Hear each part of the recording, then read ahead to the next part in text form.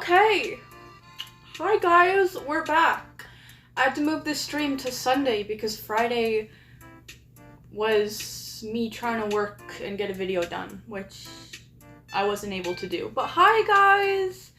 Hi guys, how are you guys doing? I know there's a bit of a stream delay, so the chat won't be here immediately. But I'm all set up to go now. I've got my Tim Hortons, and I put it in the mug that I told you guys I would show off yesterday. Hi, Hawk!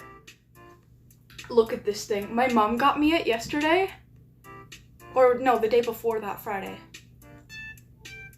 Isn't it cute? It's so me. You guys can't see it. It doesn't show up on camera, but look, there's like a little heart shape on the chest. See it? It's pretty cute. It's got a little pink bow. I wanted to wear my bow more often, but I haven't found the time to put up my hair before I get on stream. And I feel like the only way that it would stay in my hair is if I had it up. But I don't know, the way that I like to do my hair up is like very, I don't like a messy ponytail. It needs to be perfect. And that's very time consuming, and it's very frustrating sometimes.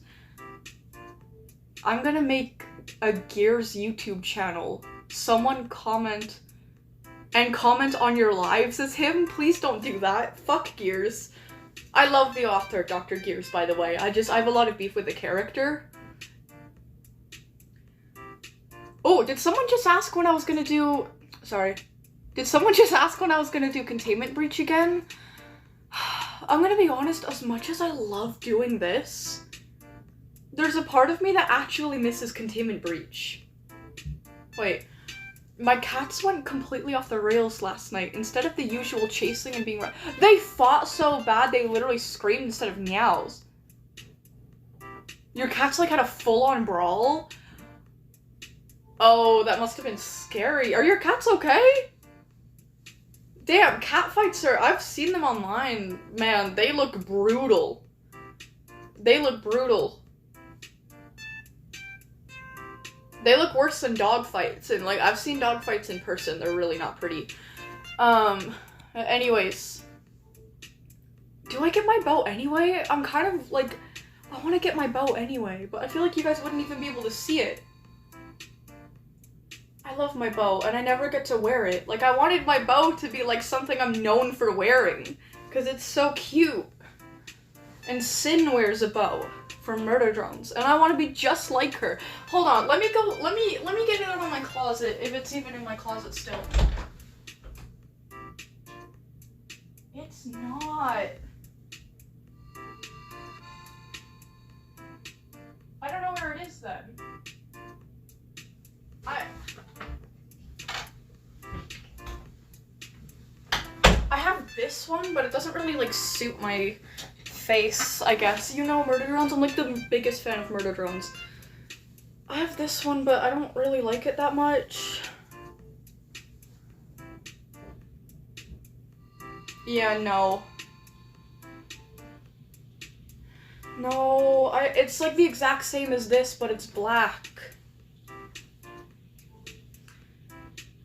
My buddy... Oh, Buddy is watching you right now. He likes your streams. Who's Buddy? A dog? Hi, Starscream. We're getting all kinds of fandoms here today. That's great. We got Murder Drones, Transformers, SCP. Oh, sorry, hold on. Let me see if I can fix that. Get that out of the way. I don't have a stand for my phone. I literally keep it propped up on 2 marker boxes.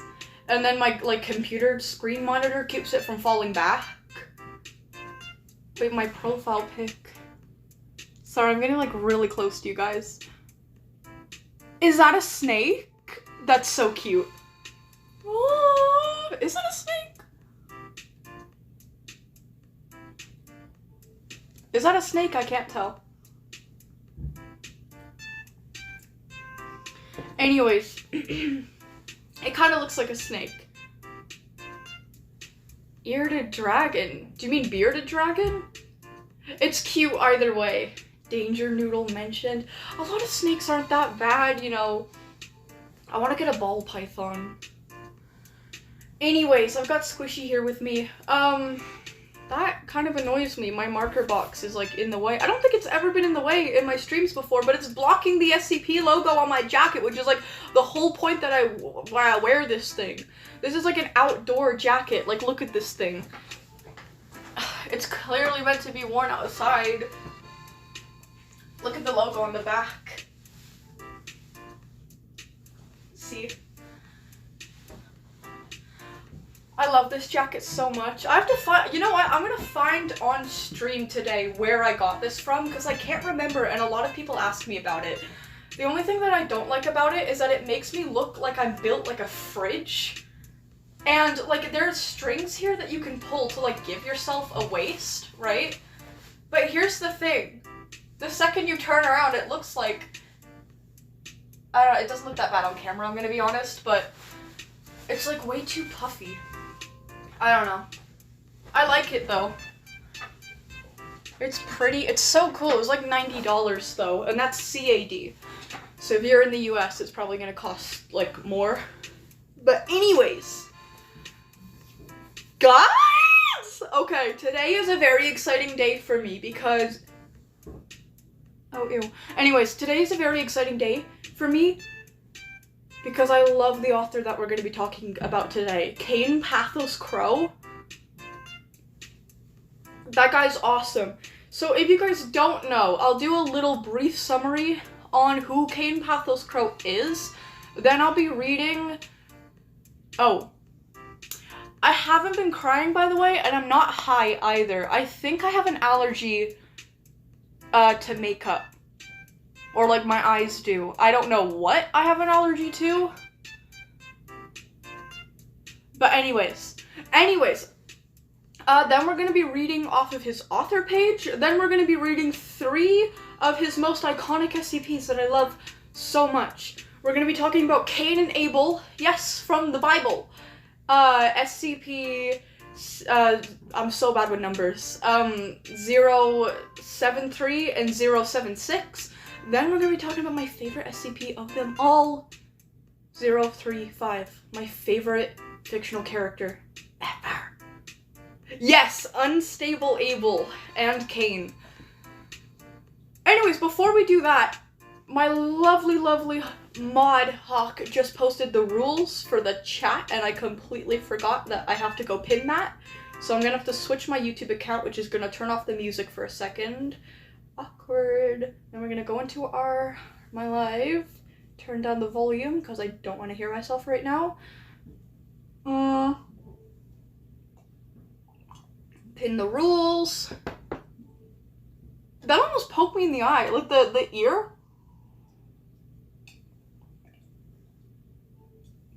You see how close that gets? I love unconventionally shaped mugs that are clearly meant for decor and not drinking out of. When I poured tea in this thing, the first day that I got it, it made like a cracking sound, like a bunch of cracking sounds, and I was like, is this gonna blow up? But anyways, thank you, Starscream. I got it from my mom yesterday. Yeah, okay, I pinned the rules, we're all good. I need to switch YouTube accounts back again. Let's play my silly music again. Animal Crossing City Folk. I think we were listening to 8 AM? We were. I love this track. This game that it came from was my childhood, kind of. I loved Animal Crossing. But yeah, anyways. Okay, let's do a brief summary, okay? I'm really bad at explaining things, but I'm gonna try to kind of do like a brief summary on what we're gonna be talking about. So, Kain Pathos Crow is both an author for the SCP Wiki, and he has his own, like, self-insert character in the SCP Foundation. So he has written tons of early popular SCPs. He's one of the, like, no pun intended, he's one of the, like, big dogs of the early day Foundation, you know about, like, Dr. Gears, Dr. Clef, Dr. Kondraki. He's one of those authors. Only he's a little bit different because his self-insert isn't like just a guy or like just like the author with like cool powers or whatever. Kain Pathos Crow is different because during a failed lab experiment, he got turned into a dog. This is Kain Pathos Crow. Obviously very lovable face. He is, I believe he's a Labrador. It's never really stated specifically why, how he got turned into a Labrador. All we know is that it was a failed lab experiment. So he's not really, like, the deepest character, but he's just there to be good vibes, and he's very interesting either way. So yeah, we're gonna read his author's page, so we're gonna learn a little bit more about him, and then we're gonna read some of his works of fiction. Fun fact, my sister is going as Kain Pathos Crow for Halloween. No, I did not hold her at gunpoint to do that. The reason why is because she had a, like, Halloween kind of, like, party sleepover thing with her dance crew, because she's a competitive dancer. And she needed to buy a onesie online, like an animal onesie, and she didn't have money for it, and neither did my mom, so I was like, okay, I'll get it for you, just put it on my card. And she chose to be a Labrador. She chose a onesie of a dog. I was like, oh, that's so cute. You're like Kain Pathos Crow. And she's like, oh my god, yeah. But then she didn't know what to go as for Halloween, and she's like, well, I already have a onesie of a dog. Can I go as Kain Pathos Crow? Like, what would I need for that? And I'm like, literally just a lab coat and, like, maybe glasses. So yeah, hi Epsilon, she's going as Kain Pathos Crow, and unfortunately, this is the first year in, like, 2 years in a row, maybe 3 years in a row? I don't know how long it's been, but I've gone as, 035 for at least years in a row. At least multiple years in a row. I don't know if it's 2 or 3, I can't remember. It might have been 2. I don't know. No, I think it was 2. But anyways, I'm going as a plague doctor this year, thanks to you guys. You guys ruined everything. I still need to figure out how I'm gonna work that out. Because I want to be, like, as, like, lore, I want to look, like, exactly like him, like, so much that it's fucking scary. But I want to look exactly like his new design, which I can't find any masks that are, like, identical to that online. I haven't even started looking to see if a full leather garb even exists on the internet, so I don't know what I'm gonna do. I really don't. And I only have it, like, a few, like, maybe, like, 2 or 3 weeks to sort it out, so. Anyways, that's enough rambling. We're gonna read Kain Pathos Crow's author page after I have a sip.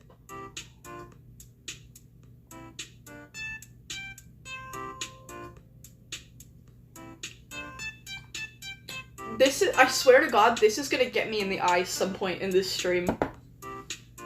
Anyways. Kain Pathos, why is this a tongue twister all of a sudden? Kain Pathos Crow's author page is what we're reading from the SCP Wiki. This is what I will be reading off of to you guys. You guys can check it out on the SCP Wiki for yourself, which is also where you can check out some of the works that Kain Pathos Crow has made, which is what we're going to be doing today. Oh, my tablet won't stand up the same way anymore. That's awkward. There we go. Wait, should I change my Halloween profile pic? I can't tell what that is. Okay, stop talking about your profile pics. You guys are making me come, like, uncomfortably close to the camera. Anyways, we're gonna start reading this. Name, Professor Redacted. So we don't actually know what Kain Pathos Crow's real name is. It's redacted. I believe Kain Pathos Crow, I forgot what it means, but I believe it's a Greek name? I forgot what it means, if it means anything. But I believe it's Greek. It's very clear if you read his works and if you watch, some of the tapes that are made on his characters on YouTube, that he is very inspired by, like gods, like mythical gods and like biblical gods or whatever, like Greek gods and like the Bible, super cool stuff. But anyways, you want tea now. This is only half the tea. This is a London fog. It's a mix between a tea and a latte. It's the best thing ever. Anyways. Okay. Codename Kain Pathos Crow. Security level. Security clearance level. Variable. Most recently, a level 4 cleared operative. So he's actually pretty high up in the Foundation. Facility location. Bio Research Area 12. History. This is the funny part. His age is redacted. He was born in 19-something. We don't know when. He was born any year in the 1900s. So he could be like... he could be like 20-something, or he could be like 120-something. We have zero idea. He's probably like a normal human age, because I believe he just got turned into a dog. He didn't get any like anti-aging properties. He's not like immortal as far as I'm aware, so I don't know. I think he's just like anywhere between like, I don't know, most of them are in like their 40s, 50s by now, so he's either in his 40s or 50s, if I had to guess. Anyways, in where? Okay, the location that he was born is also redacted. But the short amount of letters, because when something is redacted on the SCP Wiki, you can still see how many characters there are. And the short amount of letters is kind of making me a little concerned. Because it's like short, but like not short enough to be like the UK or like the USA. Please don't be France. Anyways. Can we hit the report button on a 24-hour loop of Rick Ashley's Never Gonna Give You Up so the YouTube mods have to watch it all? Let's do it. Not now though. Don't leave my stream. Wait. Okay? Anyways. Okay, anyways. We concerningly don't know... Okay, so we don't know when he was born, and we concerningly don't know where he was born. Anyways, Kain graduated in... with honors in... Cinderling! Thank you so much for the 2... Is it euros? Thank you so much. Aww. And you're so nice, too. You're so pretty. Aww. You are, too. I don't know what you look like, but you have a pretty soul, okay? Thank you so much. That's really appreciated. You guys are so nice to me. Anyways. He graduated with honors in biochemistry, advanced robotics, and psychology at the University of Redacted in Redacted. He graduated in 19-something too? He would have been in like his... Hold on. graduated with honors in so many things. You've had to have been like in his 20s by then, right?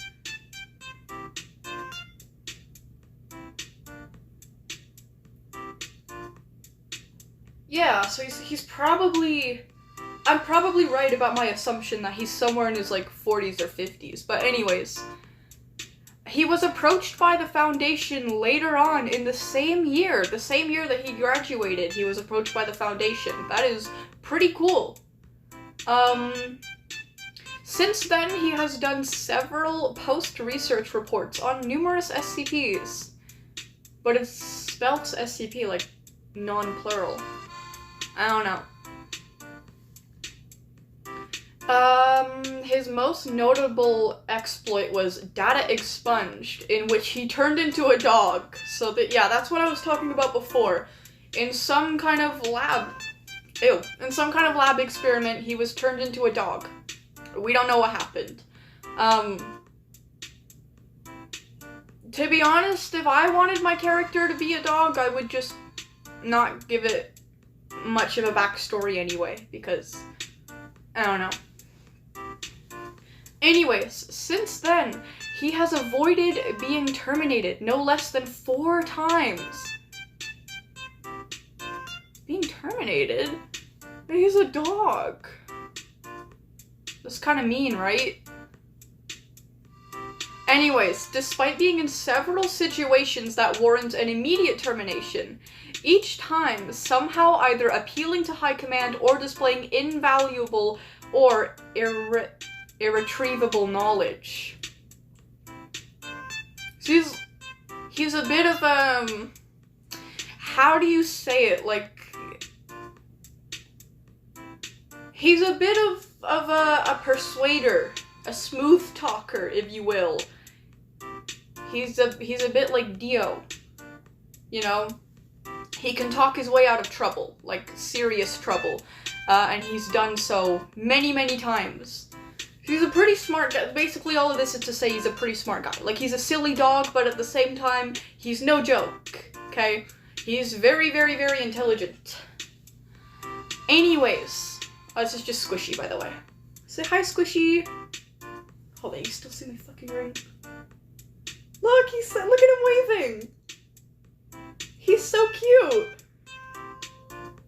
Of course she finds a way to... This stream, I'm gonna read about him this stream. Yes, I found a way to mention Dio. We're reading about Dio's author today. This is what this is all about. Anyways. I'm sorry. Blah, blah, blah, blah, blah, blah, blah, blah, blah, blah. As a direct result, he is under constant monitoring and is disallowed any unwatched or long-term contact with the outside world. That's kind of sad. That's kind of sad. He has since become one of the chief librarians on the Foundation staff, maintaining and updating the library quite regularly, which I just find is adorable. Damn, you banned me. Did I? Did we? What did you do? I don't remember you, buddy. I don't remember you. My bad. Anyways. He also set up a notebook in similar style to Dr. Snorrelson. I don't know who that is, I'm gonna be honest. Crow's note and to-do list. Has written reports on the following SCPs. Has written extracurricular... Oh, reports. Okay, so that's just tales that he's written. So yeah, below, so that's his author page, and then below is listed, like the SCPs that he's written, which is a lot. He doesn't really have, like, as much as, like, someone like Gears, for example. Gears has an insane list, of SCPs that he's written. I think, just looking at it, I think Kain's written more than Clef. But definitely not more than gears. You guys can see here. From here to here is all of the SCPs that he's written, and then the bottom here is all of the tales. Pretty cool stuff. I saw a snake today on Sea of Thieves and almost passed out. You're a reptile owner. You saw a snake in a game and you almost passed out. I love snakes so much. I want to have a ball python. But more than that, I want to have a centipede. I was talking about getting a centipede the other day. And like one of the ones that are illegal. I probably shouldn't like admit that. I don't know. Anyways, I probably shouldn't talk any more than that. Gears is the one that made the GOC or no? I don't know, actually. I feel like I would have heard about that. Especially when I spent a whole stream looking at, like, some of his works. Centipedes are kind of yummy? Really? Really? On my stream? Wow. Wow. Wow. You know what? I respect it, though. I love centipedes to death. They're my dream pet, but I know that in some cultures, people actually do eat centipedes. They eat them on skewers, and, they describe the taste as being similar to both chicken and shrimp. It's just what some people do, you know. I don't know.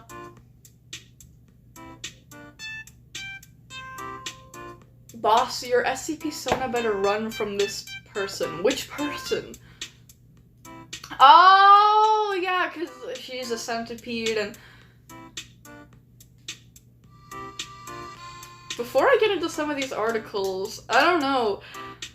A lot of you guys have been asking about Dr. Vi's design, and I made a little tiny sketch yesterday. It's concept art, and it's very, like, messy, but I redesigned her head completely, and, like, kind of her whole body, too. I don't know, should I show it off? I don't know, guys, I feel kind of cringe. Should I show- Do you guys want to see some concept art for Dr. Vi? It looks more like a drawing than a sketch, and the reason for that is because I did it first on digital as a messy sketch, and then I took a paper and I put the paper over my tablet, and then I just drew over that. So, like, the lines are gonna look pretty clean, and you're not really gonna see any sketch lines. It's not because that's, like, a drawing, it's still kind of a sketch. But anyways, I know where my sketchbook is. I don't know why I don't just keep them all in a normal place, but I keep them here. I have the page open and everything.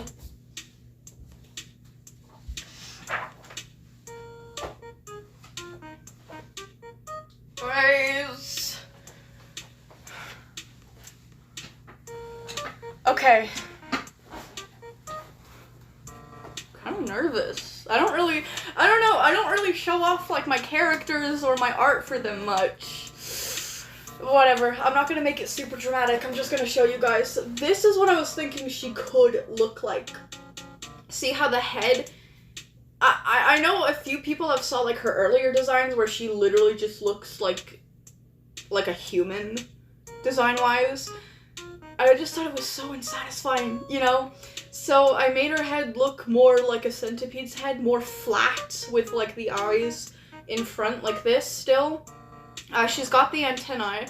Now this right here, so centipedes have these, like, I don't know how to describe them. I don't know what, like, the scientific name is, but on their heads they have these parts that come up like this, kind, like horns, basically, almost, at the side of their head, and it comes up like this.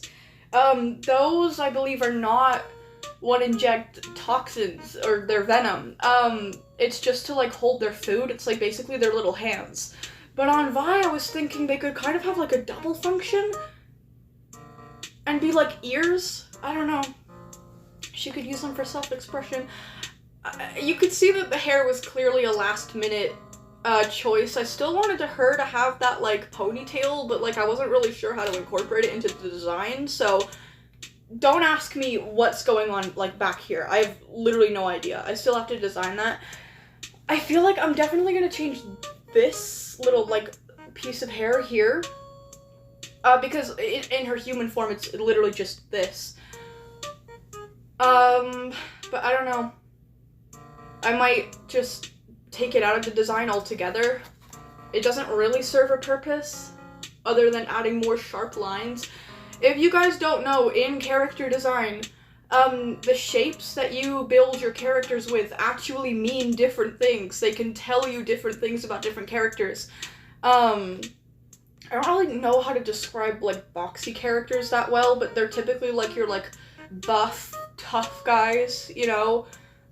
You know, people with, like, square jaws or, like, broad shoulders. And then rounder characters, so, like, kind of, like, smoother shapes are meant to give you more of, like, a friendly look. Or, like, a softer, kind of bubbly look. And then sharp points on a character, like triangles and things like that, are meant to signal danger because, I don't know, it's like a psychological thing in the human brain where they see a sharp thing and they're like, oh, that could poke me. That's dangerous.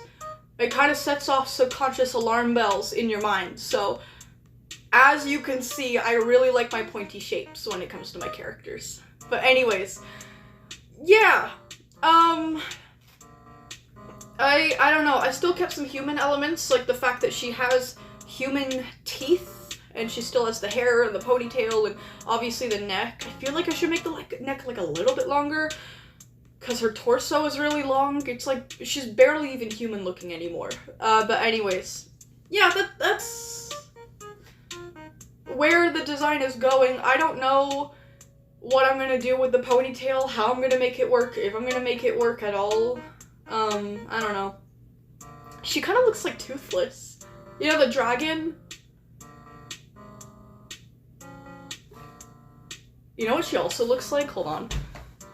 I know we're getting totally sidetracked. I swear we're gonna get into the documents after this, but just look. Who's that? Okay, you know what?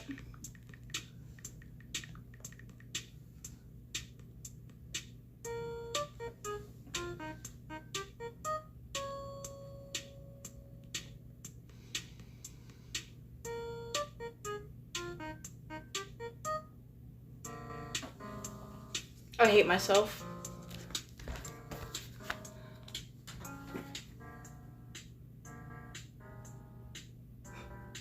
She looks like this bitch.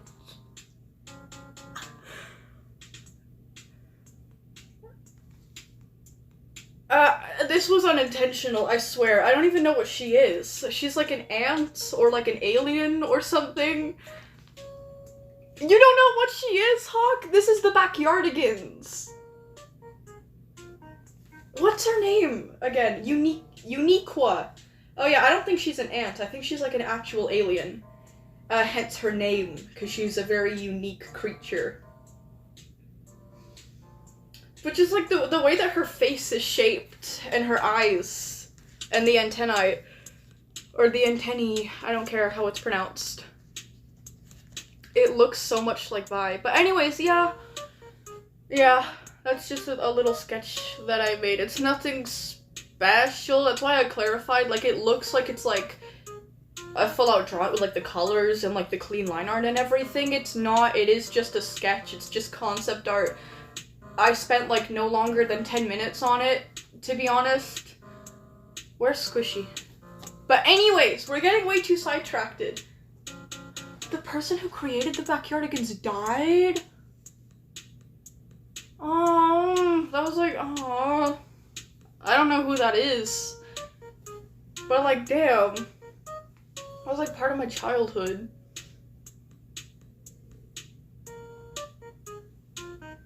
Reminds me of when I lived across the pond. But anyways. Eek! Okay, we're gonna save DL till last, or else I'm gonna have a heart attack on camera and die. Okay? Should we start with Kain or Abel first? Unstable Abel or Kain? You guys make your choice right now. Even if you don't know who these SCPs are, you've never heard of Kain and Abel in your life, just pick one of them, okay? And then type it in the chat. Get thy bell plushie, please? Huh? Okay, one person said Kain, one person said Abel. This is not going... Starscream died. Cutely lays motionless on the ground. Okay, we got Abel, another for Abel. Damn, I kind of feel bad for Kain. I feel like Kain is cooler, but whatever. I guess it's in the best to last order then. That's kind of good. Rest in pieces. Anyways, okay. Let's read Abel then. I don't want to waste too much time. Okay, so there's a little note before we begin from Dr. Redacted, so we're not sure who made this note, but as you can see, I'll show you guys, look. Here, this is kind of awkward. Down here is all, like, the document. Up here is a note by a unknown doctor. We don't know who it is. Abel, my beloved. A lot of people really like Abel, and I'm gonna be honest, he's a super interesting character. I don't get all that hype. I'm gonna be honest, I don't know.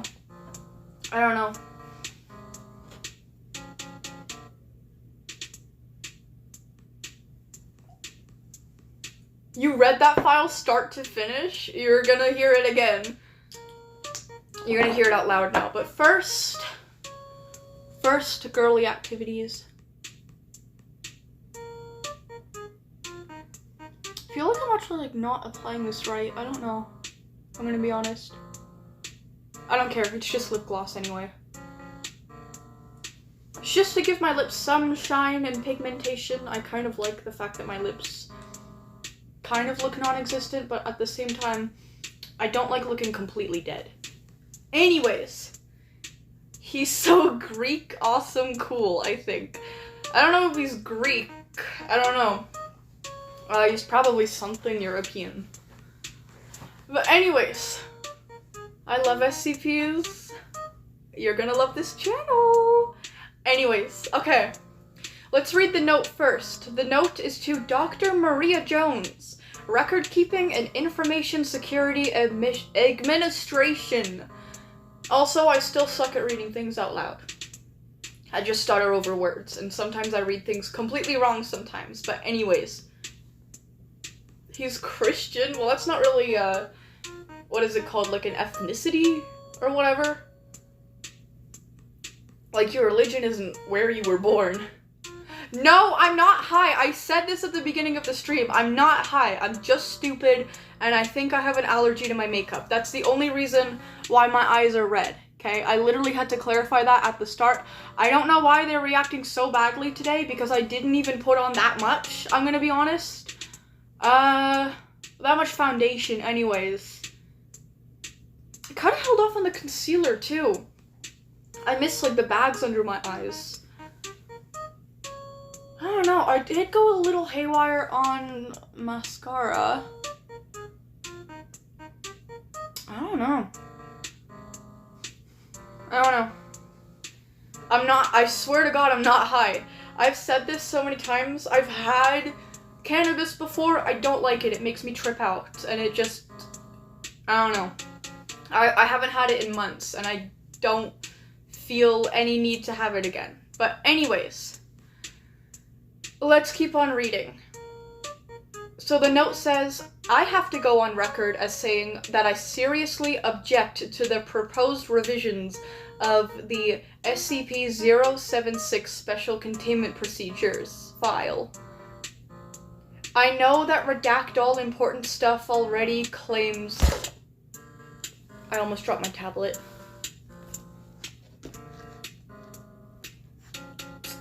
Okay, there we go. I have to go on record as saying that I seriously object to the proposed revisions, blah, blah, blah. I know that redact all important stuff already claims it's a security risk. But you and I both know it's just to top brass trying to sweep their biggest and most embarrassing mistake ever under the damn rug. Omega-6 happened. It existed. Omega-6... Gonna be honest, I never gave much thought to this note. Wait, Omega-6? No, Omega-7. Yeah, as I said, I read things wrong sometimes, and I have no idea why. Omega-7 happened. Is that not an MTF group? Someone can correct me on that if you know. Or someone can Google it if they want to be really smart. But, it existed. Those people died because you screwed up, and you can't change that, no matter how hard you try to hide it. For God's sake, man, those people guarding him deserve to know exactly what he is and what he did. What we did. How we fucked up. So they'll know better. One thing that I love... I'm just gonna go on record saying this right now. One thing that I love about Kain Pathos Crow is that he has one of the more distinct writing voices. If you guys don't know what a writing voice is, it's technically... Like, technically, whether you're an author or not, you probably have a writing voice, okay? You know when people text in a certain way? Like, okay, imagine receiving a text from someone using, like, an alt account, but it was someone that you knew, and they're like, oh, guess who I am based on how I type. You know how different people have different ways of speaking, different people have different ways of typing, and how you can kind of tell that it's someone speaking by the way that they speak? That's what a writing voice is. It's specifically like the word choices that people use, the way that they structure their sentences, the type of grammars that they use, and their vocabulary. Each writer has a, like, specific style to them, and I love Kain Pathos Crows because it reminds me so much of Dio. Like, I don't know. Anyways, how many accounts does this person have? 10 of them? Is someone getting banned and they keep coming back? Who is it? What am I missing? And I feel like I'm missing tea going on in the chat right now. But yeah, I don't know. I don't know.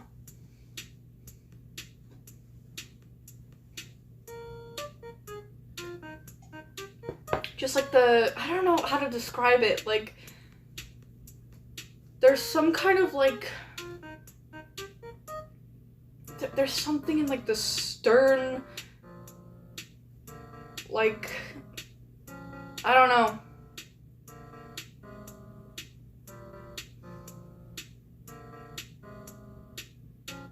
Like the way that it's, like, vocal about being opposing and, but, like, not shying away from the harsh language, like, using, like, how we fucked up. Those people died because you screwed up. Like, the confident aggression towards people, and the, like, confrontational tone that this has really reminds me of a lot of the scenes in Dio's sedition tapes on YouTube. Like, when he would oppose to something, or, like, object something, or when he got a little sassy sometimes. I don't know, I'm focusing so much on this one thing, but I don't know. Anyways.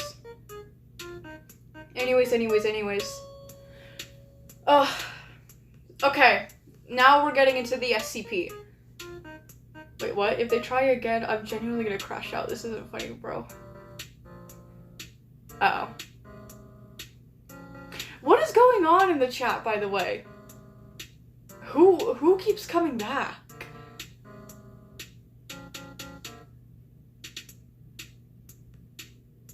Just be nonchalant about it, okay? You don't want to feed any rage baiters, alright?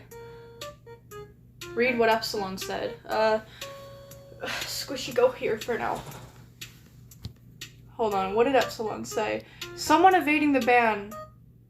Oh, that guy. Oh, I remember that guy. Just keep banning them. Just do your best, you guys. Be nonchalant about it, you know. I don't know. Maybe try to find some humor or something. I don't know. I don't know. I'm sorry, guys.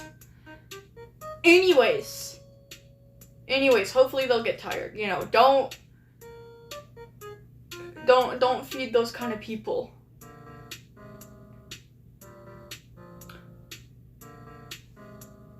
Froggy Lily, thank you so much.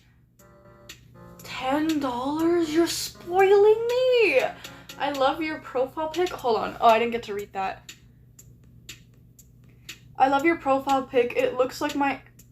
Oh, looks like my aunt's too. Oh, cat too. Oh, that's so cute. I have a cat. His name is Leo, but I call him Fat Kitty because he's very overweight. I also call him Goliath and Behemoth. Yeah, his weight really concerns me. I've wanted to take over his diet for a long time, and my mom won't let me, so I might just say fuck it and do it soon. I don't know. He seems to be doing okay with his weight, though. I can't really tell sometimes because he's a very fluffy cat. But he's not like badly obese. He's just weighty, you know? Like, it's a little concerning. Like, he's a fat cat, but it's like, he can still run around and jump up on counters, and like, he can still do cat stuff. It's just he's big. And I don't want him to get bigger. Anyways, let's finally read about this. Object class, obviously, SCP-076, aka Unstable Able, is a Keter class SCP, which means they cause quite a bit of ruckus for the SCP Foundation. They are difficult to contain, and they may get out very often and cause trouble. So, yeah, Able is Keter. Surprise to no one. Special containment procedures. Containment area 25B is to be located 200 meters below sea level, tunneled out of solid bedrock in a, oh shit, how do I pronounce that? In a seismol...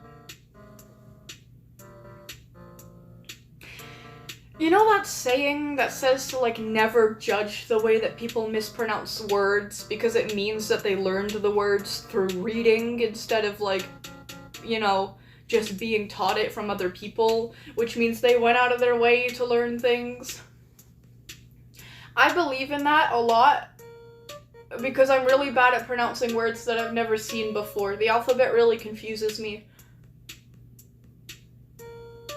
I'm a writer, by the way. But anyways. Okay, tunneled out of bedrock in a seismologically stable area. I feel like I should Google what that means.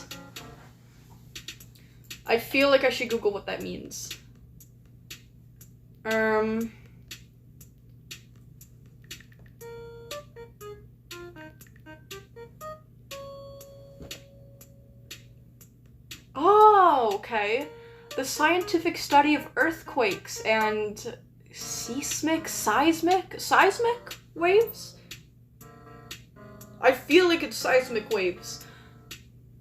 I just noticed you changed your @ It's very fitting now, trust me. You guys are gonna understand why I did it this Friday. Anyways. Okay, so it basically just means, like, relating to earthquakes.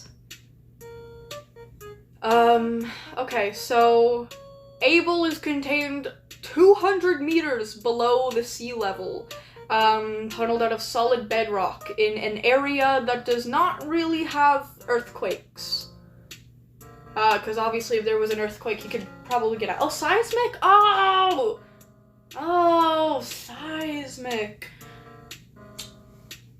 I'm so dumb, guys. Okay, sole access to the containment facility is to be through a vertical elevator shaft. I didn't know there were horizontal elevator shafts. Separated every 50 meters with a reinforced blast door constructed of 20 centimeter thick material shielding.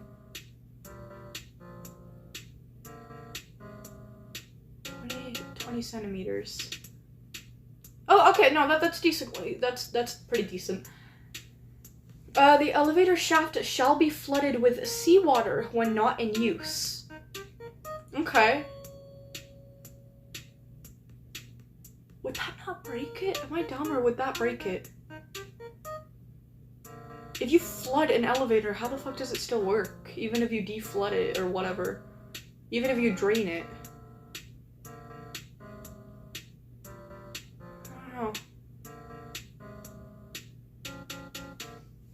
I don't know. Anyways. Containment Area 25B is to be constructed with the following components. Number 1, an outer security perimeter against outside threats. Staffed by security personnel trained in close quarters battle and counter-intuition tactics. Number 2, they're not actually numbered, but they are put in bullet points, so that's how I'm reading it. Anyways, number 2, an administrative.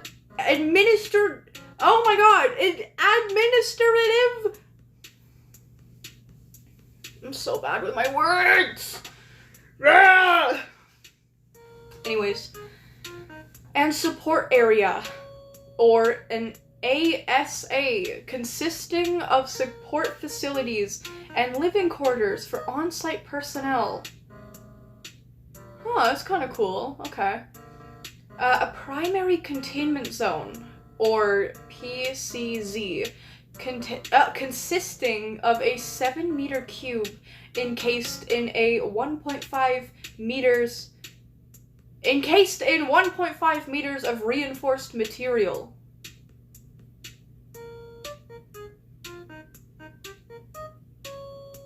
Oh my god.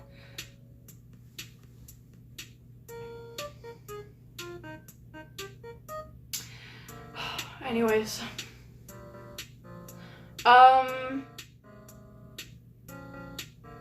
Okay, yeah, PC, I'm just gonna say Z, it makes it easier, I don't give a fuck. PCZ is designed to be flooded and drained as needed. Oh, okay, so it's designed to not be water damaged, I guess. That's how the elevators work. They just do. I don't know, there might be a way to design elevators to withstand being flooded and drained. I don't know how elevators work, I'm gonna be honest, so maybe that's entirely possible, and if it's not possible, who gives a fuck? This is fiction, so, you know, it doesn't really have to make sense. This music is actually blessing my ears. This is 9 a.m. Not the time for me is 4:05 p.m. But this song is called 9 a.m. From Animal Crossing City Folk.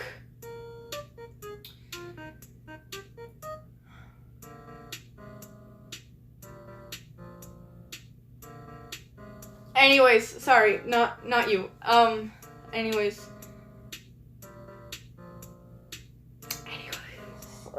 Anyways.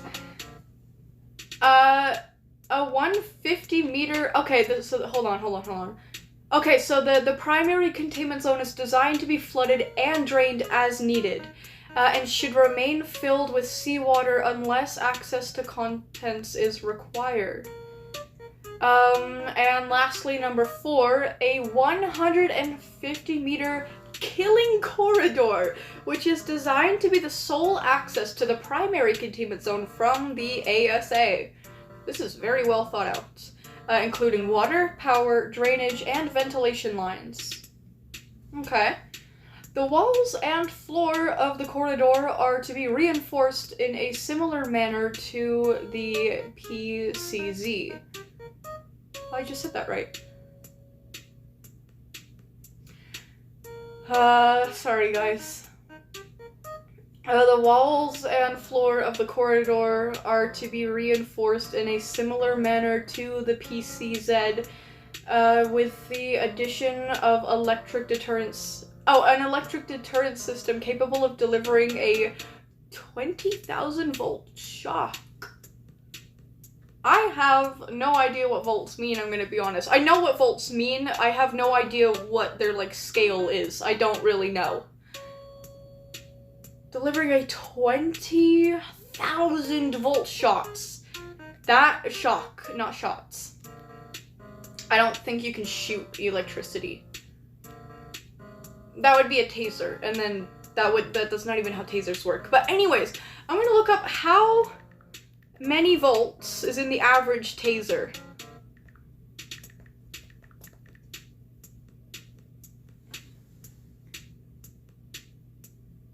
Oh. Huh? Hold on. Okay, I'm not trusting the AI overview. The AI overview says the average taser delivers around 50,000 volts.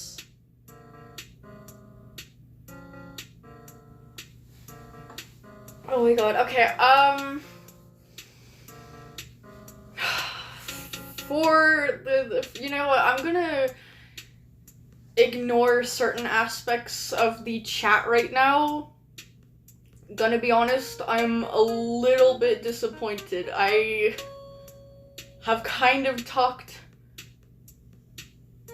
about what not to do in these scenarios.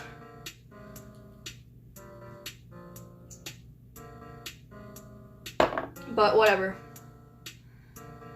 Throws peanut butter at Violet. Thank you, Starscream. That's very appreciated. Oh, it's creamy peanut butter. Thank you. Thank you. Thank you. Okay, though this voltage is a misleading figure for overall power, the actual electrical current delivered is very low and delivered in short pulses, which is intended to temporarily disrupt muscle control and incapacitate whatever a target without causing permanent harm. I heard that if you get tased too much, you can go under cardiac arrest. Like, people have actually died that way a lot. I don't know, I hear stories where, like, people try to run from, like, the police, and they, like, resist, or, like, they fight the police, and the police have to, like, tase them over and over again, and they die of heart attacks. I don't know. Because apparently, like, getting electrocuted, like, does something to your cardiovascular system or whatever. I don't know. I don't know. But anyways. Man. I don't know how much an actual taser carries. Okay, according to Wikipedia, a typical taser device can operate with a peak voltage of 50 kilovolts, or 1,200 volts to the body. Okay. I still don't know.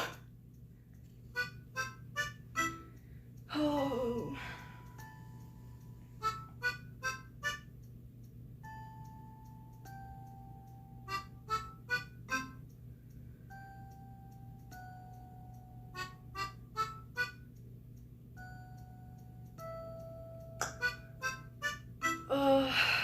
Okay. I'm just gonna...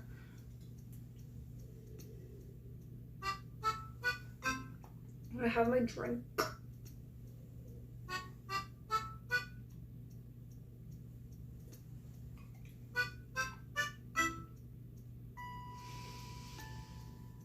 I need to calm my nerves. I need to calm my nerves.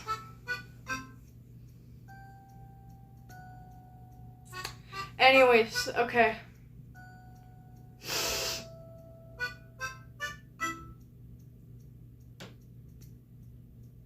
Okay, alright.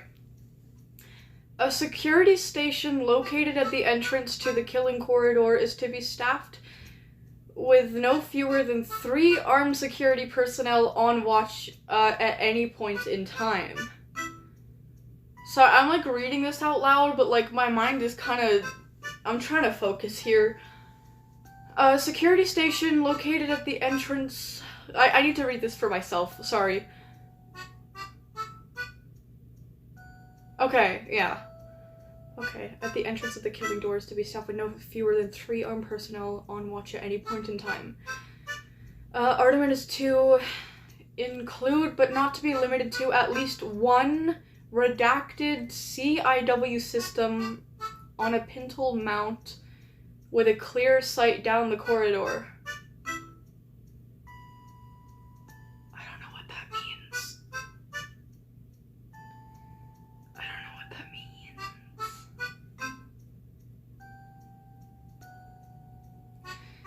Anyways, with a plexiglass screen to protect the operator from thrown weapons. Huh. In the event of a full breach, all on-site staff are to proceed immediately to the closest security station for weapons and armor distribution. Damn. Staff will remain at alert condition 1 until SCP-076-2 is confirmed neutralized. Which basically means kill. Basically means just kill. Unstable Able can die and just come back to life. So when he's causing trouble, which is always, and he breaches containment, they just put him down. And he reanimates back in his containment cell. So that's kind of how they deal with him. In addition to all that. Violet was so close to saying Elita. Man, Transformers is on my mind. I miss War on Cybertron, but I'm not finishing it because I don't like all the dinosaur gorilla stuff. They look ugly. I don't know. Anyways. Staff will remain on... Okay, yeah. Until neutralized. Should 30 minutes pass after declaration of full breach without a stand-down order being given by level 4 or higher personnel, final contingency measures will be activated, flooding the entire facility in seawater and sealing off the access shaft for a minimum of 24 hours before retrieval is attempted. This will, by necessity, result in the deaths of all on-site staff. So the people working to contain Unstable Able are really putting themselves on the line here because if Able gets out and he's causing too much trouble and they can't neutralize him, they can't seem to get him dead, they will just flood his entire, containment area, which will kill him, but will kill everyone else on site. So, that's kind of sad. That kind of sucks. It's actually really dark. Man. But anyways. Description. Okay, now we get into talking about Able himself, not just his containment procedures. Wi-Fi is going crazy in my house, as long as it's not mine. I cleared out a lot of my camera roll yesterday, because I didn't need a lot of footage anymore for The Wolf and the Guardian, because I'm rewriting things, and I'm also changing some things. It's gonna be so good, you guys, but anyways. Okay, let's read about Unstable Able. Description. SCP-076 consists of 2 components. So yeah, there's SCP-076-1, which is a stone cube, and a humanoid entity contained within the stone cube, SCP-076-2. If you guys have never heard me read an SCP wiki before, this is kind of late to be telling you guys. For some reason, I kind of stutter when it comes to saying numbers out loud. I don't know why. Like, I can read words just fine, but when it comes to numbers, I'm a little bit slow for some reason.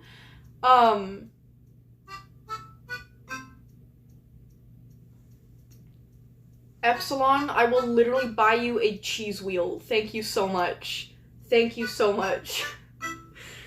Oh, Epsilon, my savior, thank you. Thank you. That should make things better. But anyways, I will buy you, like, an entire fucking brick of jack cheese. I don't know. Anyways. Yeah, anyways, so yeah, there's 076-1, which is the stone cube, and then there's the humanoid, which is Abel himself, -2. Prefer mozzarella? You got it, buddy. You got it. Oh. Anyways. Yeah, okay, so when we're talking about -2, which is Abel himself, I'm just gonna be saying Abel because it's a lot easier for me to just say the SCP by their name or title than their number, because I stutter when it comes to numbers. The only time that I can say, like, an SCP by number without stuttering is if I've said it, like, so often that it becomes, like, muscle memory for me, like 096 or, like, 035. I can say those without stuttering.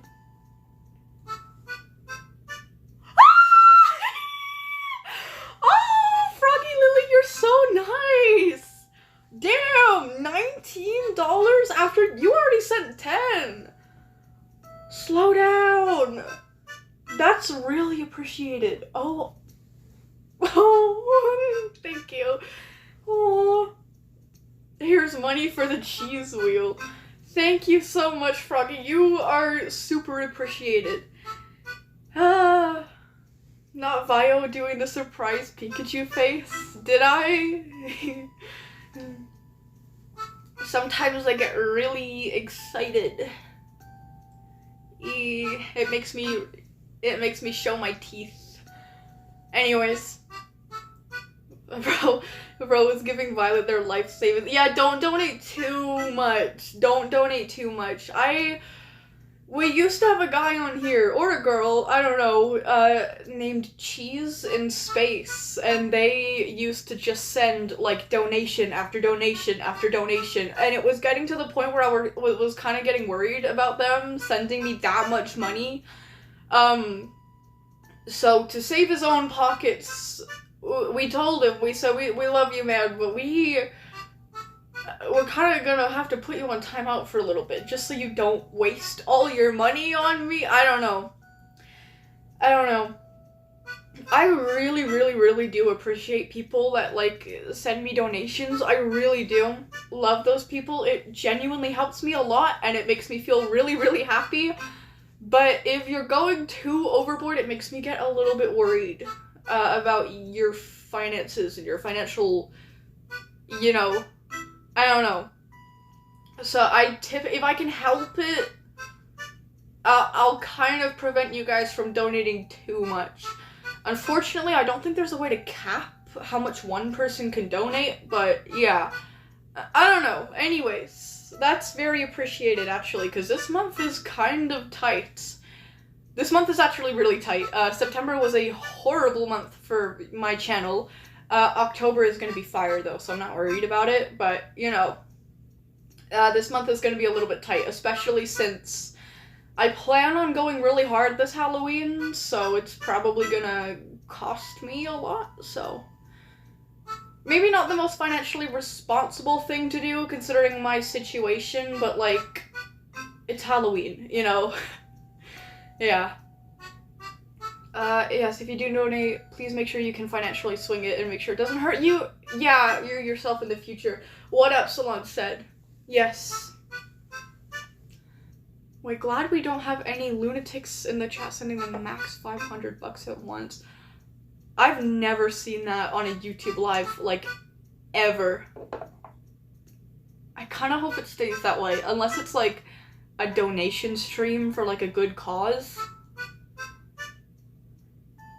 need to sacrifice your life savings.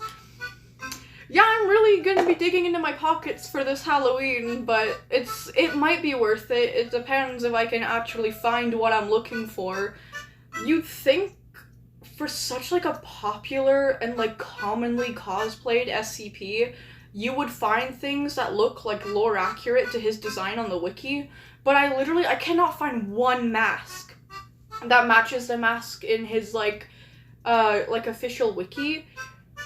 I find things that are really close, but number one, I don't even know if they ship in Canada, and number two, none of them have like the flat top on the beak, and it really frustrates me.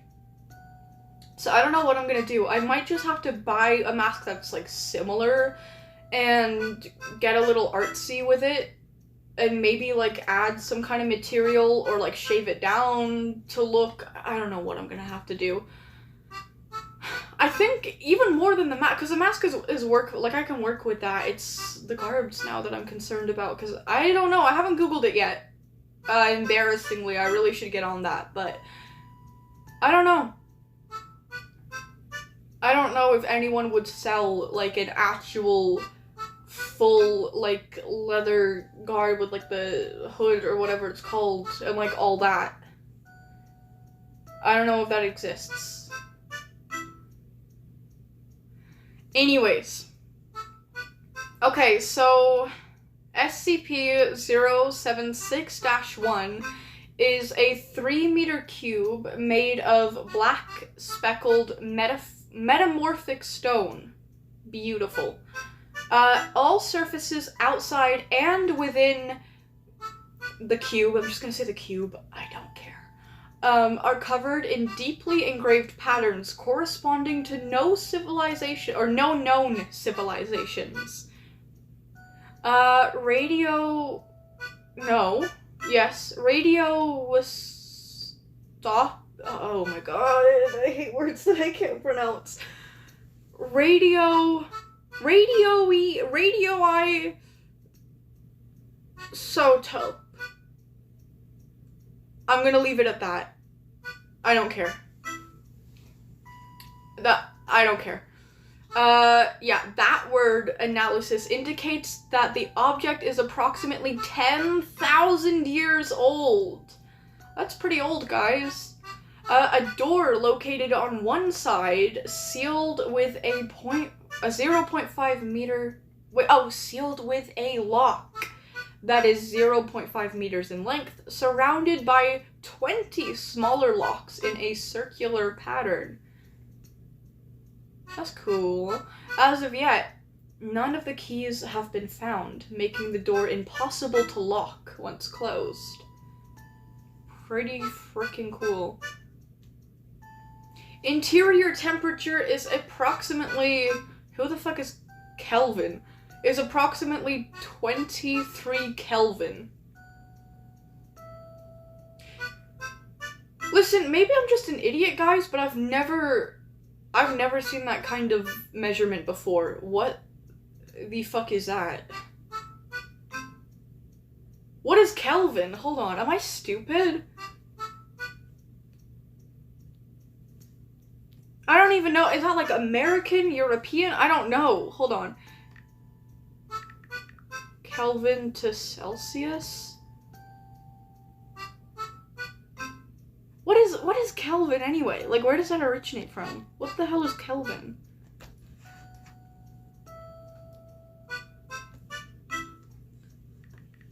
What is Kelvin?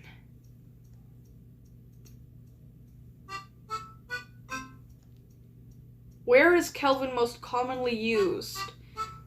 Oh, physical sciences. Okay. Oh, it's used widely in science. Okay, so it's not really, like, specific to a certain location. It's specific to science. Huh, okay. Okay. I didn't know that, actually. Kelvin is a terrible way to measure temperatures. I don't know. Apparently it's a scientific way to measure temperatures. I don't know. Kain's the smart guy, not me, so. It cannot be altered by any means, internal or external. Huh, so you can't change the temperature. Hold on, I forgot to search exactly how much that is. I use Celsius, because I live in Canada. Kelvin to Celsius, let's see here. So 93 Kelvin. Jesus Christ! Minus... Okay, negative 180 degrees Celsius, is that right? That's cold! That's stupidly cold! There's no way! I don't believe this, but it's Google telling me it. What about Fahrenheit? Okay. For those of you losers who measure in Fahrenheit, that is... So 93 Kelvin, according to Google, is negative 292 Fahrenheit. That's really freaking cold! And I know cold. I live in Canada. It gets brutal here in the winter. I'm talking like minus 40 and harsh, brutal winds. I'm telling you, like in January, February, it stings your skin to go outside, especially at night. Oh my god. Yeah, so 93 Kelvin is unimaginably cold. It's very, very cold in this cube. This gorgeous stone cube. But anyways, yeah, it cannot be altered by any means, so you can't change the temperature of this cube. What, I think... Oh, 0 Kelvin equals the coldest temperature possible they've ever created in labs or something. I forgot the exact number. Someone please help a girl out. I've done enough research on this. I'm sorry. If you need someone to help, it's not gonna be me.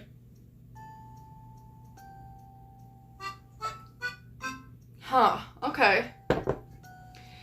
Directly in the center of the room. Wait, what? Oh, okay. Is a 2.13 meter tall stone coffin held in place and sealed shut by several chains of an unknown make and substance, which are attached to the inner corners of SCP-076-1. Do you see what I mean? Like, my brain kind of stops when I have to read numbers. It's the most terrible thing that a fan of the SCP Foundation could ever have. Other than, like, I don't know, cancer or something. But anyways. So Abel himself resembles a lean, semi-tick human male in his... Jesus. In his late 20s. His hair is black. His eyes are gray. I didn't know that, actually. I thought it would be, like, brown or something. I feel kind of stupid for that. But his hair is black, his eyes are gray, and his skin tone is olive. The subject is... 1.26 meters in height. That's shorter than I expected. I don't know, I see fan art and stuff where he looks, like, insanely tall. Like, he looks like he would be, like, a big guy. Like, I mean, like the upper 6 feet. Like, inhumanly tall, I mean. But, hold on, that's... okay. 1.96 centimeters, that's, like, less than 6 feet. Let me translate that directly. Centimeters to feet. So I got 196... Oh, never mind. Oh, I'm stupid. I'm very, very, very stupid. Okay, no, he is stupidly tall. He is 6'4". 6'4" feet tall. Jeez Louise. Wow. Okay. And he is 81.65 kilograms in weight. You want Tim Hortons right now? Oh, you want Tim Hortons? Guess what's in this mug? A Tim Hortons London Fog. And guess who it's for? Not you! It's gone really cold. This has been sitting out for like over an hour. I don't care. It's my favorite drink. You want Timmy's? No Timmy's. Only I get Timmy's. Okay, how much does he weigh? 81 kilograms? That sounds like a lot, but I don't know. Canada doesn't use those measurements. Kilometers to pound. Kilometers. Kilograms to pounds. Let's see. 81... Was it 81 or 86 kilograms? I can't remember. Wait, what? Hold on. It must have been 86, right? No, 81. He's only...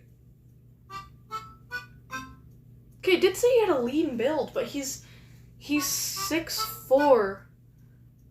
And he's only 178 pounds. Pokes Violet with a stick? Ow. Ow, that hurt my feelings. Why are you poking me with a stick?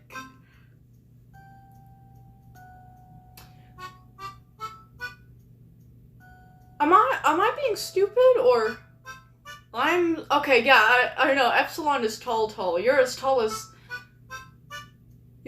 Abel. I feel like that's like... I don't know. That's like really not heavy for a 6'4" guy.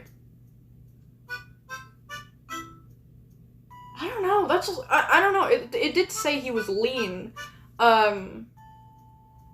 So weird though, like actually paying attention to these numbers.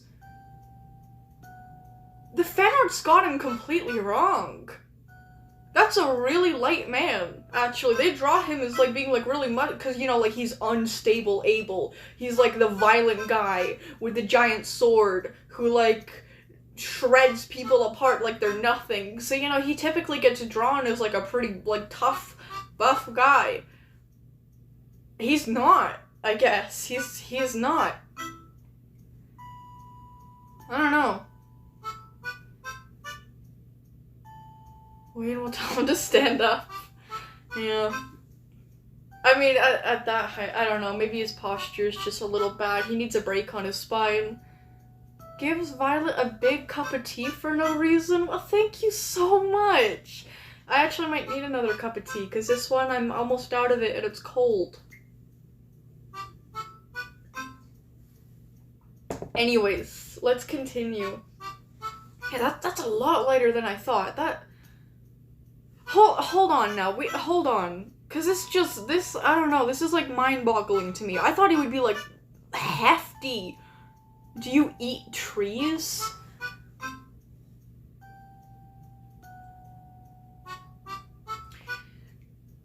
No? Oh, I see. Oh, you didn't think I would see through. Oh, do I eat trees? Because it's like a fucking beaver? Yeah, I get it. No, I don't eat trees. Technically, I drink a part of teas in a way, because I drink a lot of tea, which comes from leaves from a tree. But no, I don't eat trees. Thank you. Anyways. I actually want to know. Okay, average weight for...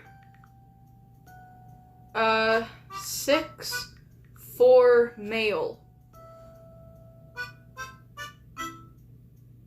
Oh, okay, a healthy weight is typically, or generally, 180 to 220 pounds? I don't know why, something about this just isn't clicking to me. Yeah, fellow tea addict. Yeah, it's crazy how I, like, love tea so much, and I have teeth like this, and I'm Canadian only. Wow, it's definitely not anything else. I don't know, something about, I don't know, man. I don't know, something about that just, like, doesn't make sense, even though it does. So he's just a little bit less than average then. He's like 2 pounds less than average. Something just doesn't make sense. I don't know.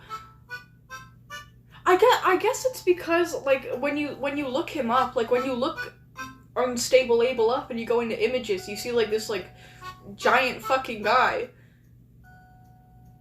I don't know.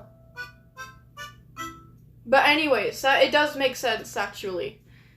Numerous tattoos depicting arcane and arcane. It doesn't mean that, though. Arcane and occult iconography are all present all over the body, mostly in the form of leering demonic faces, and ranges from subtle to openly ostentatious. That is not how you pronounce that word. I'm gonna look up what it means.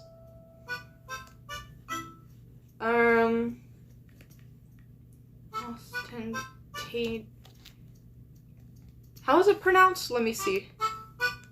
Ostentatious. Yeah, what he said.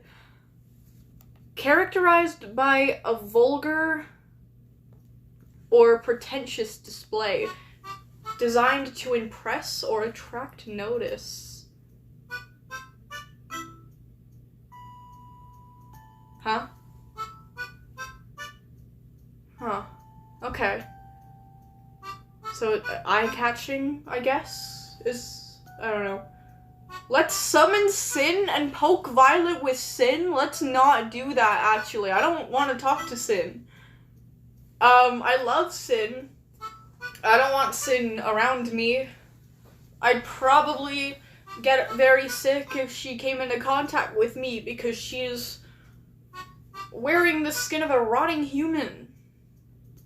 Pokes Violet with Optimus Prime.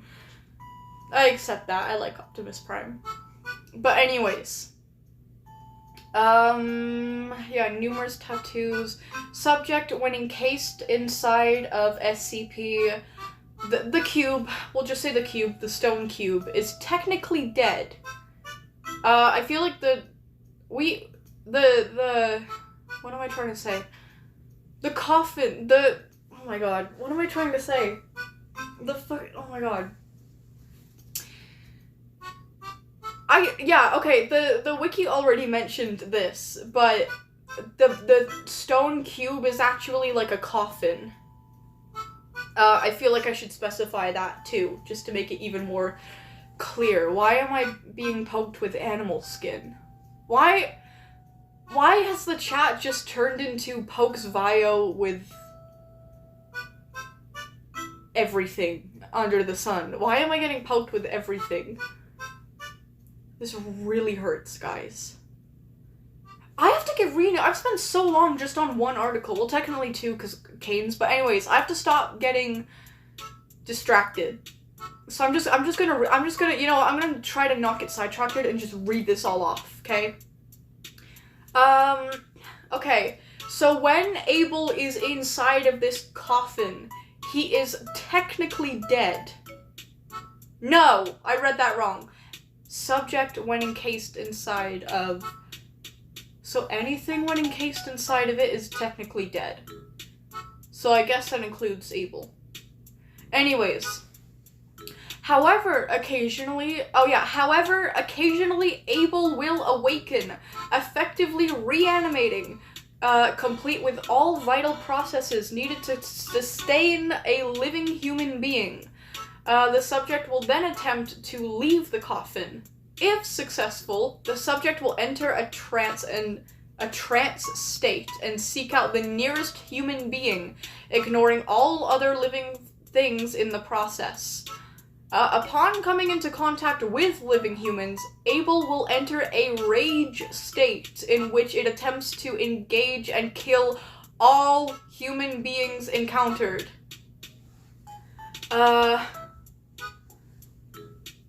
To date, the only subject's death that has been shown to...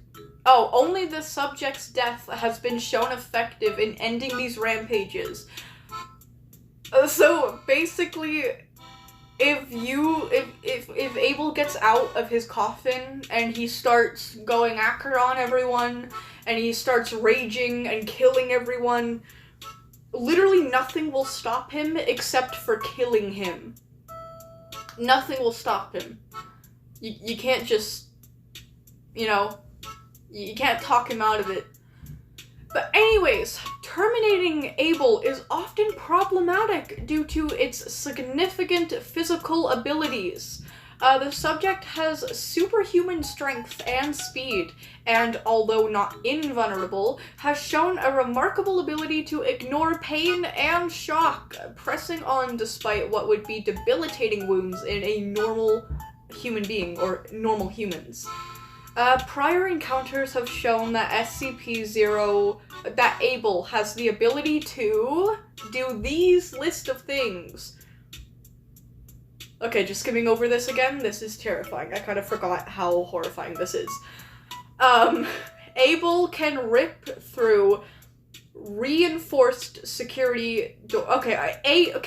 He can rip through a reinforced steel security door over the course of 4 minutes of sustained assault. That's scary. He can clear over 64 meters of distance in under 3 seconds. Why are you guys role-playing drinking my blood in the chat? Do you guys know how long it's been since I got checked up at the doctor's office? I haven't had a checkup in God knows how long. I hope something is in my blood. And I hope that you guys get it. Anyways, try not to get distracted, but you guys are doing really wild things. Anyways, take multiple 50 caliber, okay, I don't know shit about guns, but I know that that's a lot. Take multiple 50 caliber BMG rounds to the head and survive for several minutes before, to continue killing, despite severe damage to the cerebellum. I'm not pronouncing that right. I'm pretty sure that just refers to, like, the head or whatever. He has been shown to swat a handgun and assault rifle caliber bullets out of the air with a length of steel rebar. So he, like, I'm pretty sure this means, like, a steel rebar, like, he's got, like, a long, like, steel rod, kind of, and you can just kind of, like, swing it like a bat. And knock bullets out of the air. So if he's getting shot at, he could just kind of swing bada and then they're gone, I guess. I don't know. He can survive for 1 hour of being deprived of oxygen before finally asphyxiating.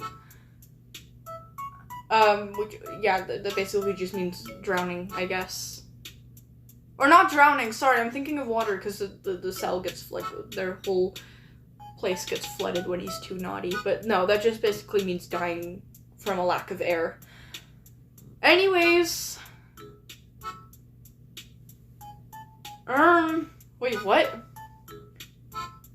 Kain is kind of weak compared to people in the Cyberverse lore. Kain is weak compared to people of the SCP Foundation in general. He's not supposed to be a powerful character, like, at all.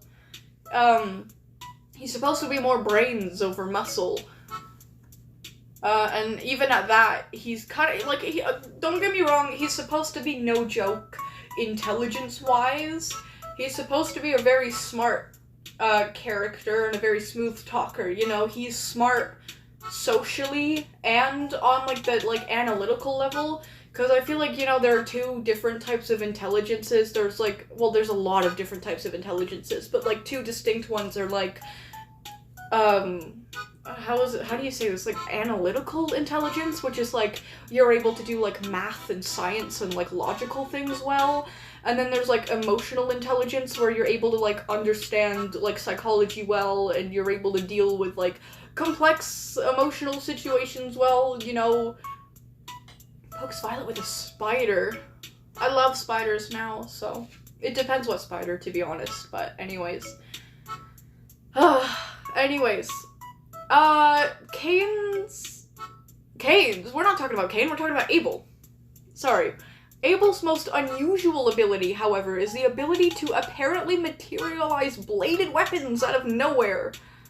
Slow motion footage reveals that the blades in question are actually pulled from a miniature dimensional rift described as a small hole in space.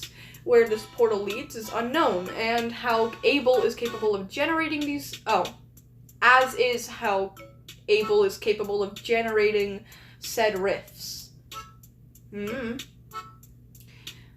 Footage of the blades in question shows them to be made out of a completely non-reflective black material appearing as a black void in space.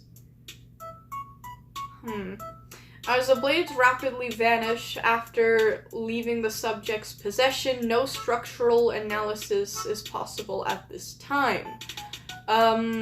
Abel has effectively been killed several times in the various manners. So we have another part where it's in bullet points. I'm gonna be honest, I love reading things in bullet points. It's so... there's something really satisfying about it. I don't know. Anyways, okay, so Abel has been killed by a sustained fire from multiple heavy caliber machine guns. Oh, never mind. So not actual fire. He just... if he gets shot a lot, he can die. He's died from asphyxiation, which means just a lack of oxygen. He's died from being crushed beneath a 13.6 metric ton piece of elevator equipment for use on, the coffin. Huh. I didn't know that, actually. That's kind of confusing to me, but anyways. Cremation. Cremation. Through the use of a thermate TH3 grenade placed directly inside of Abel's open chest cavity.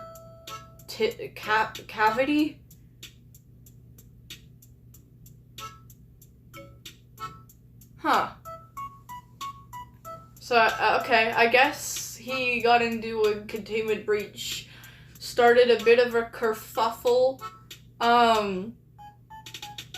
maybe during the conflict had his chest severely wounded to the point that there was a cavity in it, a hole, and somebody put a grenade in the hole in his chest and it demolished him, I guess. That's kind of wild. During the worst breach to date, Containment Area 25, which previously housed both the coffin and Abel, was forced to detonate on its site warhead. Oh, its on-site warhead as a last attempt to contain Abel while it was attempting to escape, resulting in the total destruction of the site and all on-site personnel. Abel survived. That's kind of insane. TBH, that's kind of insane. Because warheads, I believe, are nuclear bombs, or they're very, very, very, very powerful bombs. So one time he breached containment and it was so bad that they just destroyed the entire site with a giant bomb. And it killed everyone but Abel.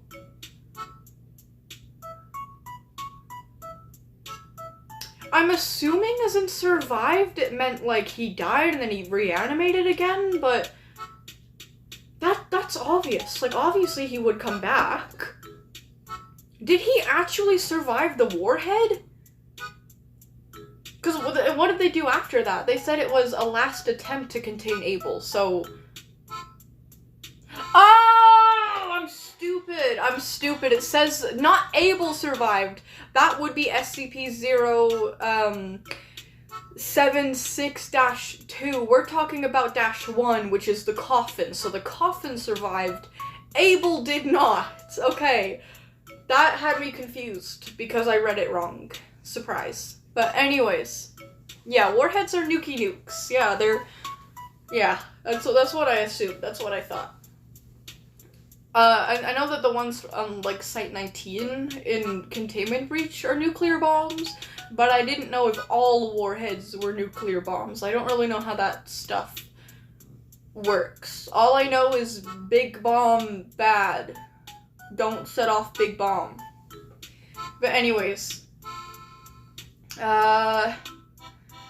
Okay, upon death, Abel's remains will putrefy, rapidly, until reduced to dust. So he basically, when he dies, he, like, really, like, he decays, like, his body just, like, decays and withers away at a very rapid pace. But anyways. Where was I? Yeah, until reduced to dust. Wait, Abel, wait. Am I stupid? Which one is... Okay, never mind. Wait. -1 and the coffin? I thought -1 was the coffin. What do you mean, and the coffin?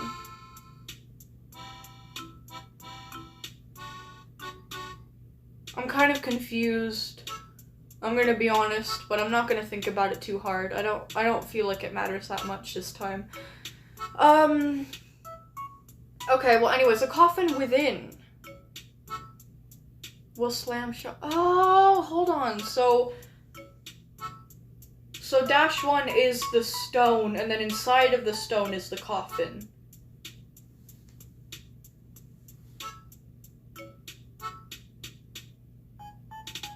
I guess. I don't know. Anyways, okay, so when Abel dies, he decays rapidly until he is reduced to dust. Then the coffin will slam shut with great force, and the lock will rotate, sealing it shut. Abel will then reform within the coffin, a process taking anywhere from 6 hours to 25 years? I didn't know that. What? Okay. That is, that's definitely a range. Wow. Okay. 6 hours to 25 years. I'm gonna say this right now. It must be such a nightmare it must be like such a relief and a sense of dread at the same time to be the one who gets like the final like killing blow on Abel. Cause like imagine you kill this like violent, incredibly powerful and physically durable SCP that is just in a constant state of anger and rage and violence. And you don't know whether it's gonna come back to life in 6 hours or 25 years. I wouldn't sleep at night without one eye open. But anyways, what posthumous analysis, I think I've said that right, of Abel exists shows that it has an internal system highly different from our own, documented in data expunged. Anyways, now we have a little bit left. We're past the description. Abel versus Epsilon would be a fight to see. That'd be interesting. Now we're just getting into additional stuff. Then we'll get on to Kain. Then we'll get on the Dio. I don't care how long the stream goes. We're talking about Dio, okay? I'm talking about Dio. I love Dio so much, if you can't tell. Anyways. SCP, okay. Like, Abel in the coffin was found in Redacted, Mongolia, in 18 Redacted. So anywhere in the 1800s, we don't really know. By archaeologists from England. All members of the expedition were subsequently killed on the voyage home. The return voyage home. Huh, okay. Anyways, Abel in the coffin was recovered from the ship, redacted, by the Redacted Society. Man, I love when everything is redacted. That's my favorite thing in the entire world. It's great. I love this. SCP, yeah, was recovered from the ship by the Redacted Society, one of the organizations that later merged into the Global Occult Coalition. Lame. And placed on display in their inner sanctum. Alright, Abel in the coffin remained in storage for redacted amount of years. We don't know. For decades? The redacted word there must be decades, because when it says years, it's double digits, so that must say decades, right? Remained in storage for decades? I don't know. Until Abel became active and escaped on a redacted date. I'm gonna lose it. I'm gonna lose it. No, I'm not. No, I'm not. No, I'm not. I've gotten really, okay, you know, I've gotten really good with not crashing out. Okay, that's a lot good joke. I've been working, you know, on myself. I don't know if it's actually working, or if it's just the fact that I haven't played Containment Breach in a while, but anyways.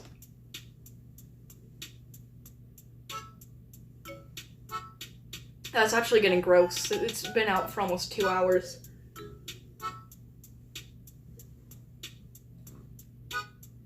This has milk in it. I feel like I have a good immune system.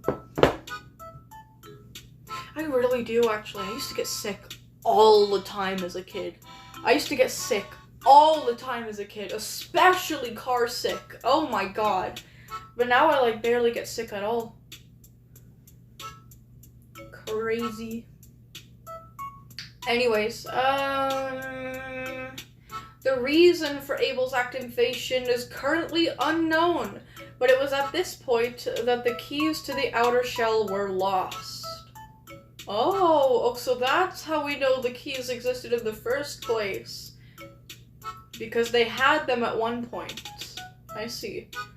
A massive manhunt lasting over 3 years, and redacted, everything is redacted, took place until Abel was incapacitated by, you guessed it, redacted, killing it and causing it to reform inside of the coffin, by then retrieved and secured by agents of the SCP Foundation. And the rest is history. The subject was in custody for 3 more years under constant supervision, and was terminated whenever it became active. I love how they say he was in custody, like he was like in jail or something, which is like, yeah, the SCP Foundation is self-admittedly a prison. I mean, they say that themselves. I believe either the Foundation said that themselves in lore, or they say when you go to write an SCP that you're supposed to treat their containment procedures as if it is a prison, not a hotel or some kind of resort. So it's a prison, basically. The SCP sites are prisons. They won't say that, but we at the Serpent's Hand will. What the fuck is going on in the chat? I don't know.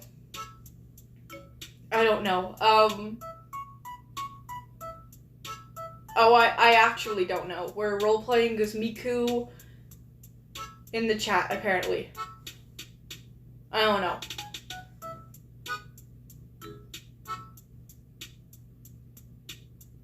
I don't know. Maybe I'm an SCP, and my only ability is that every time that I start reading SCPs from the wiki, anyone subjected to it just goes insane, apparently. I don't know. Anyways. Terminated whenever Abel became active, although it was occasionally able to escape for short periods of time, often due to security breaches caused by attacks from other organizations. The Foundation's death toll due to this was data expunged, data expunged, data expunged. Okay, so this is the segment that the beginning of the document was talking about, like the note where the guy was frustrated that we were, like, redacting a bunch of accidents that happened. This must be what they were talking about. After the last incident, the current procedures regarding Able were implemented, although they are upgraded regularly with the increase in technological standards. There's also an addendum here, Project Able, and yeah, okay, Mobile Task Force Omega 7, which I believe is what they were talking about in the beginning, as I've said. Immobile Scout, we keep things English only here, just to make sure that our mods are able to read everything and make sure that nothing is being said that is not good. So, you know, that's incredible though. Wow, I can't read any of that at all. But anyways. Okay, so that sums up Abel's document. We have a few addendums, but we're not going to get into that now because we've almost gone the full 2 hours and we've only gotten through Kain's author page and Abel's. So we need to keep going. Or else this stream is going to get too long. So we're going to talk about Kain now. Not Kain Pathos Crow. Kain from the Bible, or Kain written by Kain Pathos Crow. Kain the Bible, Kain from the Bible written by Kain Pathos Crow. That's what we're reading.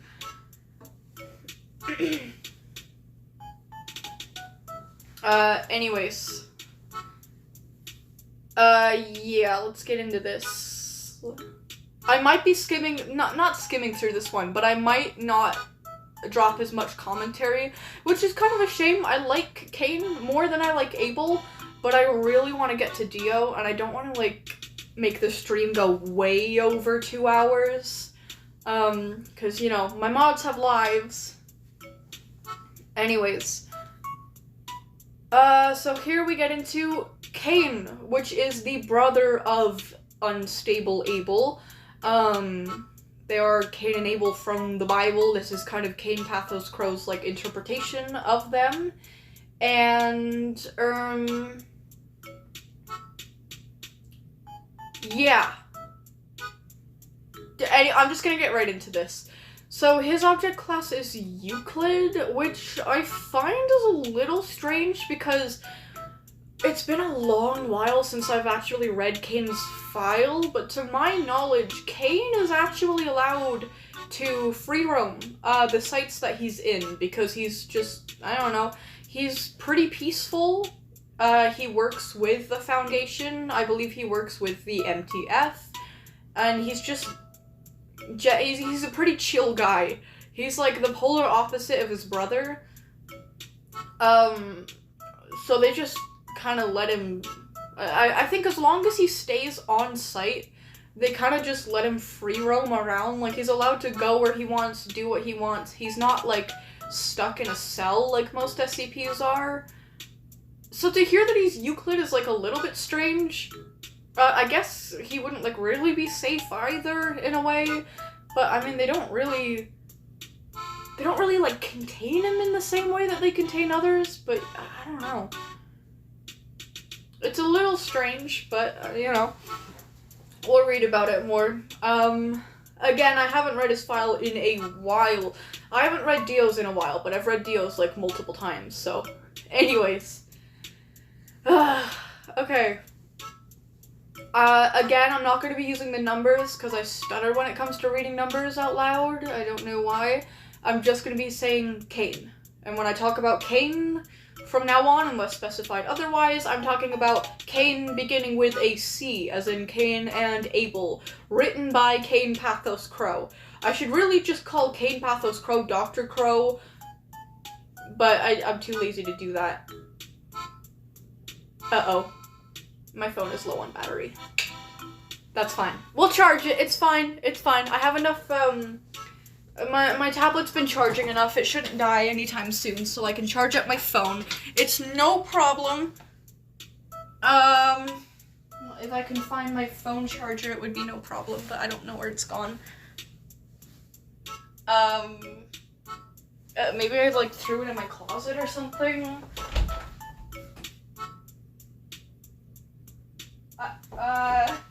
I think I did. I think I did. This is it. No, this is Apple. Guys, I'm kind of stupid. Oh, never mind. I found one. This is for Android. This works. I'm not that stupid. Okay, I'm gonna plug this in so it doesn't die while I'm on stream. I swear, if my tablet dies while I'm trying to talk about Dio, my next stream is going to be entirely dedicated to Dio. I do not care. Oh shit, this isn't Samsung either. This is for headphones. Where the fuck is my Android charger? What? Is it under my blanket? What? Maybe it's in my drawer? I don't know. Oh, it is, I think. I have a lot of wires. Yes, okay, this is for Samsung. Ugh, is Starscream leaving? Bye, Starscream. Okay.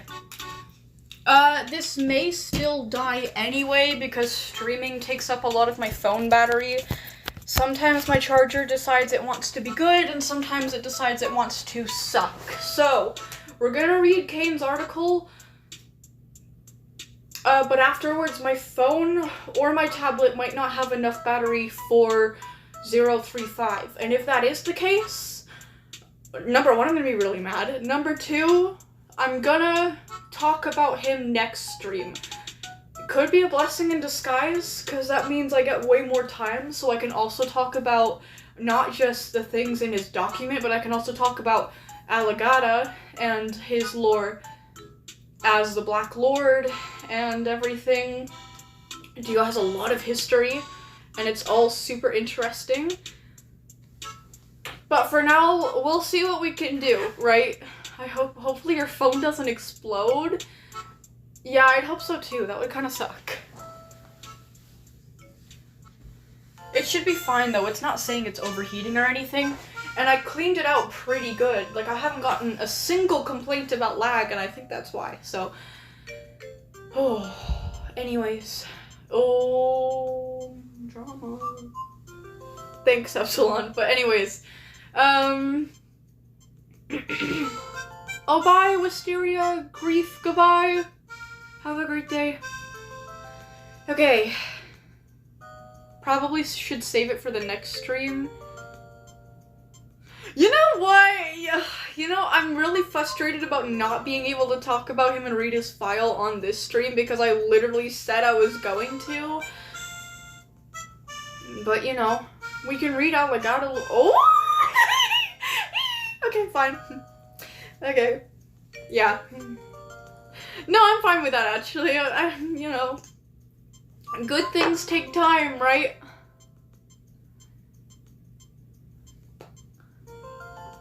You can't rush art or discussion of it, I guess. So, yeah. Sure. I was thinking maybe we could also do, because the thing, that would actually make a lot of sense. Now that I think about it, if this is divine intervention, that makes a lot of sense. Because I was thinking, Halloween falls on a Friday, which is a stream day, but obviously I'm going all out for Halloween, and obviously I'm going out. I don't know if I'm gonna go like, well, I always go trick-or-treating. I don't get candy anymore because that's for the kids, and I'm not a kid anymore. I just like to dress up and take my sister out, right? because my sister's still a kid and she likes trick-or-treating. But anyways, definitely going trick-or-treating this year, but I might also go to some Halloween events in my city, because that would be super fun. And since I'm really digging into my pockets here when I shouldn't be for this Halloween, I feel like I should at least get the most out of this. So I feel like I'm gonna do a stream in my Halloween costume as the Plague Doctor, and I was thinking it would kind of be fitting to read, like, his documents at the same time, because the Plague Doctor is another one who has, like, a lot of, like, stories. Some of them, I'm gonna be honest, it's not intentional, but some of his stories are really funny. I'm gonna be honest. Because he's a very, like, selfless character, and he gets himself into a lot. This is my personal opinion, I've never really heard anyone say this before, or, like, I don't know if you guys are gonna agree with me, but if you guys have read some tales by the Plague Doctor, he's kind of stupid sometimes, because he's kind of, I don't know, like, he's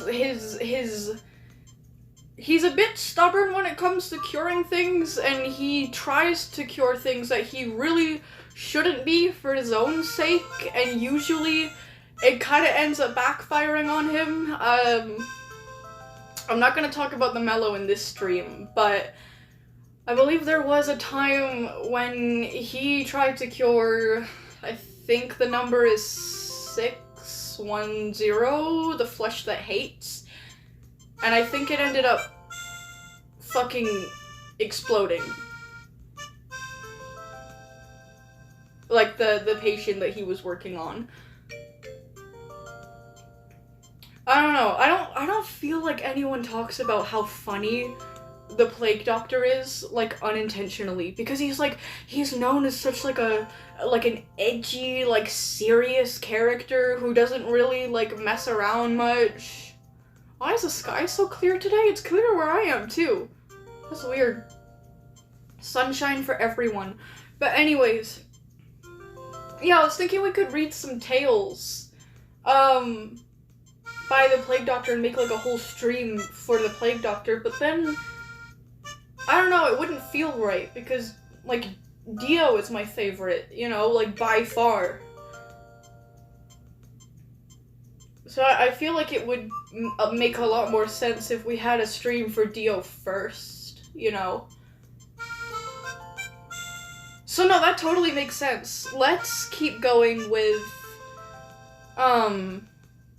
Kain. Let's yap about Kain. Let's take our time. And then next stream can be about Dio. Then I don't know. I don't know, because there's still like 1 or 2 weeks between that and Halloween. Also, it's saying that my device is starting to overheat, so just let me know if there's any lag. Anyways, enough stalling, here we go. Special containment procedures for Kain. Kain is to be kept in a 2-room cell furnished with non-organic furniture and items and a bathroom. Bro is fucking spoiled. Subject is allowed to freely wander the facility and eats in the main canteen. A tracking device has been attached to Kain's person and is not to be removed. Kain is disallowed any contact with the surface and is not allowed outside of the facility. Subject is allowed no contact with plant-based SCPs under any circumstances. Violence is not to be used against Kain under any circumstances. And I will just answer that one right now. The reason why is because Kain has a very special ability where if you try to physically harm Kain, that pain and damage will not be dealt to him, but it will be dealt to you as well. For example, if I tried to whack Kain over the head with, like, a metal bar or something, it would actually be me ending up feeling that pain. Like, it would be as if I hit myself, basically. Yeah, damage reflection, basically. Like, if I tried to stab Kain I would be the one getting stabbed. Like, there would be a stab wound in me all of a sudden. So that, yeah, you don't... Like, not only is Kain just, like, a chill guy, you shouldn't be trying to hurt him, like, regularly, but it'll also backfire on you, so, don't do it. Don't do it. Anyways, Kain is currently kept in Site 17. So, the description... Yeah, so he's kind of spoiled. He doesn't really get, many harsh containment procedures, which is kind of weird, to be honest. When you compare it to, like, my own self-insert, it's technically not a self-insert because I'm not an official part of the wiki yet.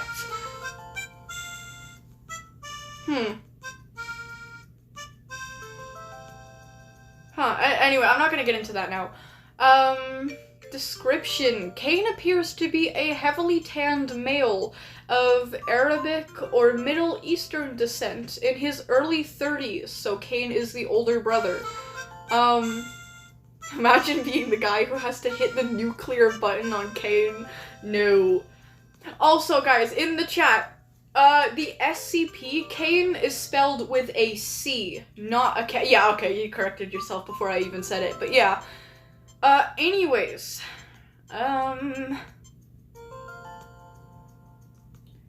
Yeah, so early 30s, he's 6'1" feet tall.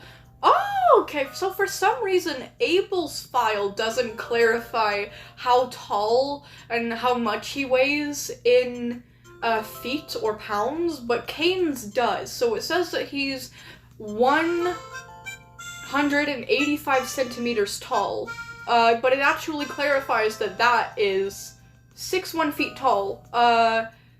So not as tall as his brother, but still insanely tall. And he is 165 pounds.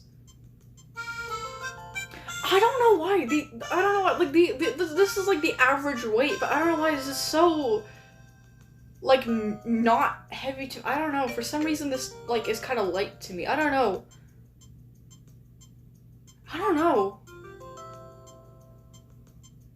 Hi, Fromps! How are you? Hi, Frompy, and hi, Mushia. Hi, guys. Yeah, but anyways.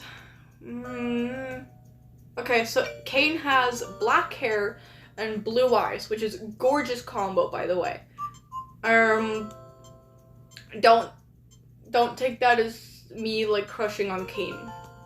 But I'm just saying that's gorgeous, okay? I genuinely... Black hair, blue eyes, really good combo. Anyways, Kain's arms, legs, spinal cord, and shoulder blades appear to have been replaced with artificial versions of unknown make and metal. He only takes notice of this when it's pointed out, and states that it has no knowledge of how, why, or when these replacements took place, stating it has had them as long as it could remember. I always feel so mean when I'm reading documents about SCPs that are, like, obviously just, like, people with, like, special abilities or appearances, especially when they have, like, names or, like, clear personalities or, like, a high level of intelligence, and they're still referred to as it in their wiki. I don't know.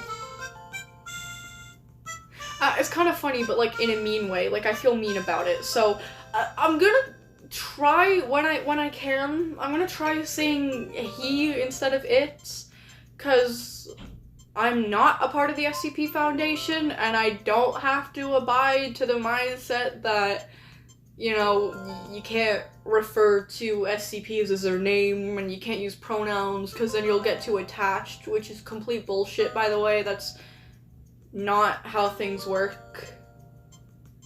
It's just not. But anyways, yeah. The SCP Foundation as a fictional organization, not really the wiki itself, is very against anything that humanizes anything anomalous. And then they wonder why the Serpent's Hand exists, but anyways. There is a symbol engraved onto the forehead of the subject, which appears to be of Sumerian origin. I might be mispronouncing that, I'm sorry. The symbol has of yet been untranslated. Oh, the symbol has of yet been untranslated? I don't know. And subject appears distressed when the symbol is mentioned at all, refusing to speak on it. I never really got why that is. I don't know. For some reason, yeah, he... So like, his body is, like, half non-organic, but specifically, when you point out the thing on his forehead, that seems to stress him out, and I don't really know why. I don't know. I'm gonna be a plague doctor for Halloween. Twinning! You and me are gonna be totally twinning, in a way. Anyways.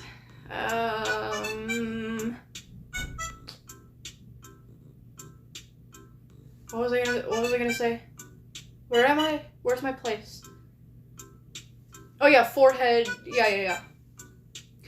Subject does not need to drink or eat on a regular basis, but is strictly carnivorous, owing to its effect on plant-based items. Kain. Okay, SCP-073, who refers to himself as Kain, is generally polite and... How do you pronounce that word? Gentile? I don't know. It reminds me of the French word for nice, so I guess it's just supposed to say, I don't really know what that word means, but I'm assuming it's just supposed to say he's nice. He's a nice guy. Kain's a nice guy. To all who speak to him, though he has been described as being cold and somewhat mechanical in his speech. He's very helpful, and he enjoys aiding personnel in their daily actions, whatever they may be. Which is kind of adorable, but anyways. It has developed... I'm so dumb, that's not even what it says. He has highly detailed knowledge of ancient to recent events in history, and most commonly spoken languages in the world, including ones that have since died out. Cool. He has professed to having a photographic memory. That's kind of interesting because Dio has the same thing. Dio also has a photographic memory.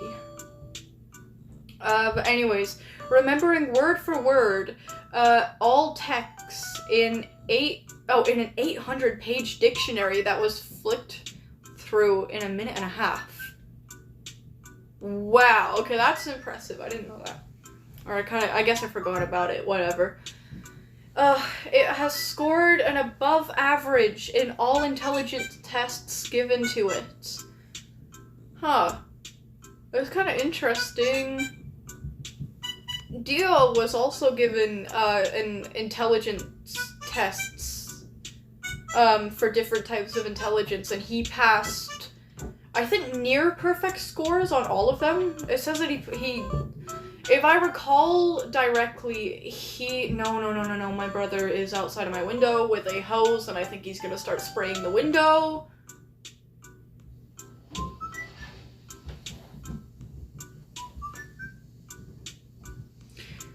Yeah, if you guys hear something that sounds like a man spraying my window with a hose, that's exactly what's going on. Oh no, he's walking away. He chose mercy today. But anyways. I keep thinking you're saying deer when you're saying Dio. That's silly. That's silly. I'm not talking about deer. I'm talking about Dio. Anyways, okay, let's continue. Yeah, if I remember correctly, which again, it's been a long time since I've really, read a lot of these documents. Dio, it said that he scored a 99 on all intelligence tests given to it. I'm not sure if that means, 99%, Or, like, he got a score of 99 questions out of something, but yeah, Dio's pretty smart. And I find it kind of suspicious that he got a 99 on all of them. Like, he intentionally didn't get them all perfect. Which implies that he could get them all perfect if he wanted to. He's back with the hose. Which also implies when somebody gets like an 100% on a test or something that they could do even better than what the test presents, so. Yeah, we really don't know how smart Dio is, but it's at least insanely smart. But anyways, that's enough me glazing Dio for now. This isn't even about him anymore.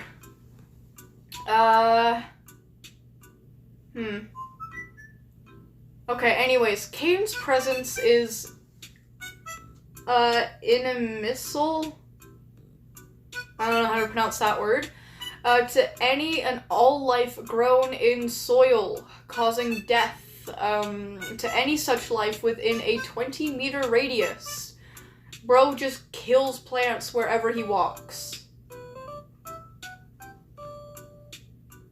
Imagine that. That's gotta be so, like, sad.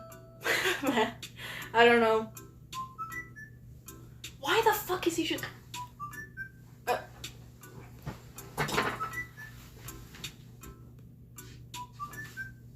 Hold on. What are you doing? Why? Okay. He wants me to... My brother wants me to close the window. What the fuck is he doing? He's just standing outside of my window, aiming a garden hose like it's a fucking gun. What the fuck is he doing? Hi, Tanuda! Oh, my dog's outside. Hi, baby! Hi, Tanuda! Colt, what are you... Don't kill it that way! That's cruel! Don't kill it that way! What? Colt, don't kill it that way! You get gloves and you pick it. You do it in a humane way. You don't do it like that. Oh my god, poor thing. It's a baby, Colt. What the fuck is wrong with you? That's what serial killers do. You get gloves, you pick it up and you crush it with something. You do it quickly. Oh my god, Colt, look at it. Colt, that's horrible. Like, oh my gosh, you poor thing! Oh yeah, no.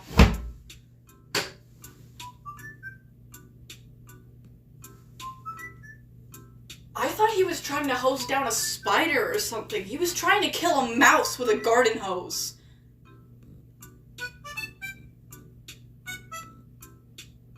Okay, well he's got something heavy now. Yeah, mice infestations are no joke. And they kind of need to be... What? Hold on. Hold on. What? Hold on, I'm on stream. What? Huh? Just, you know what? Leave it. Leave it. Just leave it and set out traps. Buy traps. Just wait until you can get traps. What is killing one of them gonna do? Oh, just forget. I'll buy traps tomorrow. I'll buy traps tomorrow. Just leave it. You're gonna be making a bunch of loud banging outside of my window while I'm trying to stream. Enough with the hose. Stop. The hose isn't gonna kill it either. Colt? No. Just no.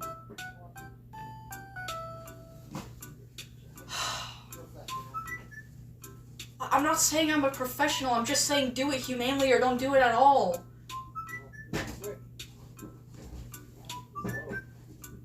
Yeah, do it quick, just do it quick. You don't need to... Stop it with the hose!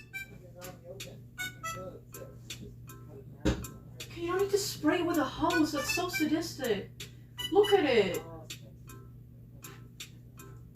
Oh my gosh. That's all you have to do. Look, push it back and get in the head. Make sure it's done for. You don't know that! Oh my god! I have to... Oh my god, this is so embarrassing. I will be right back, you guys. I'm sorry.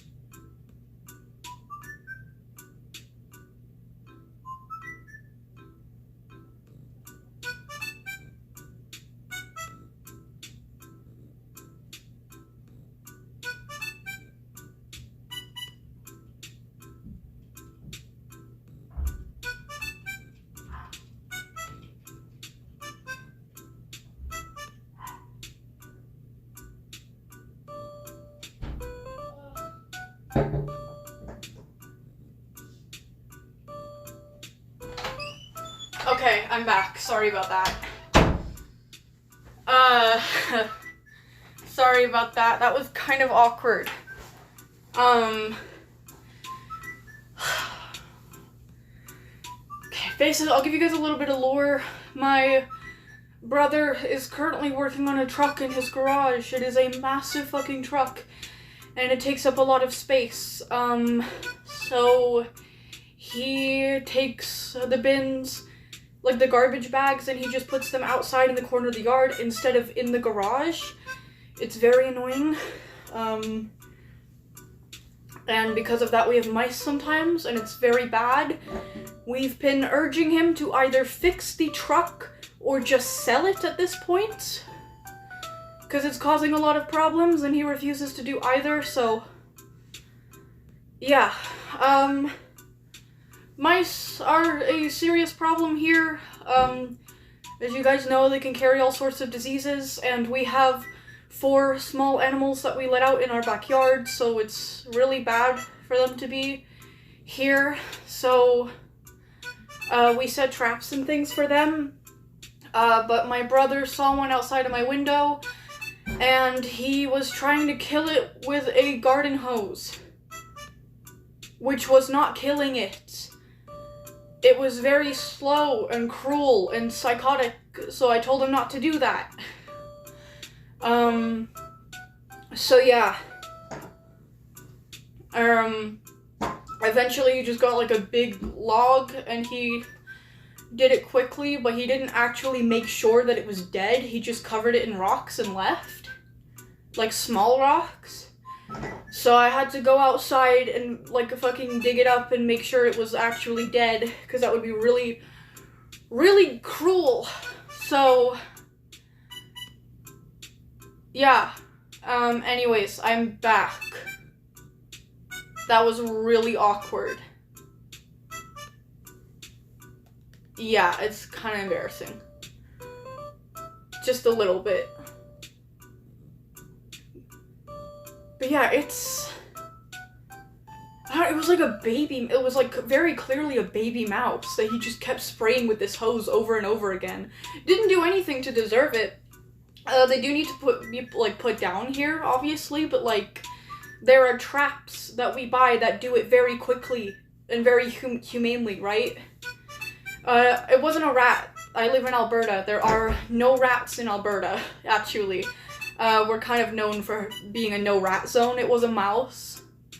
But yeah, mice carry infestations, or mice are, I don't know, they infest things and they have diseases, and it can be very dangerous for our animals, so we need to take care of them. We can't just relocate them because they'll find their way back. Yeah.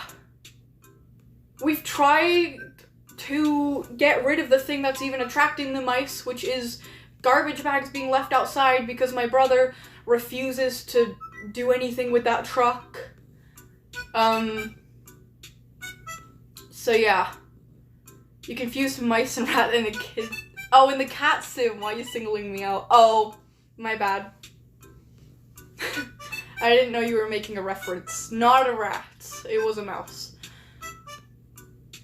But anyways, yeah, I just went outside and made sure that it was, like, actually dead. Jesus Christ. What the fuck, man? That was messed up.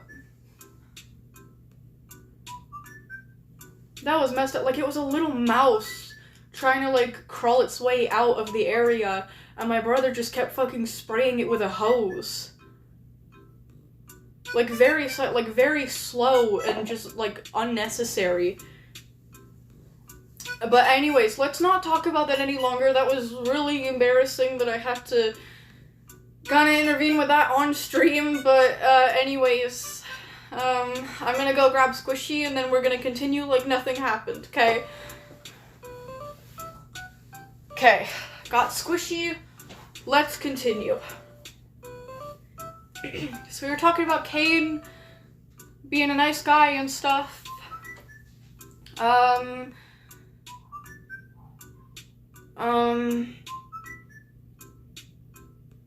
What was I gonna say? Oh yeah, he causes all plant life to die around him within a 20-meter radius. Which is kind of depressing. Like, imagine just being a chill, nice guy, but like everywhere you walk, all the plants around you die. Like, that would make you look like such a miserable thing. You know, that kind of thing happens in cartoons, you know, when a character is just so miserable, or like they have such a dark presence that like all the flowers around them die just by being near them. I don't know, that's the vibe it gives me, poor guy. But anyways, ignore my brother who is now stomping around upstairs.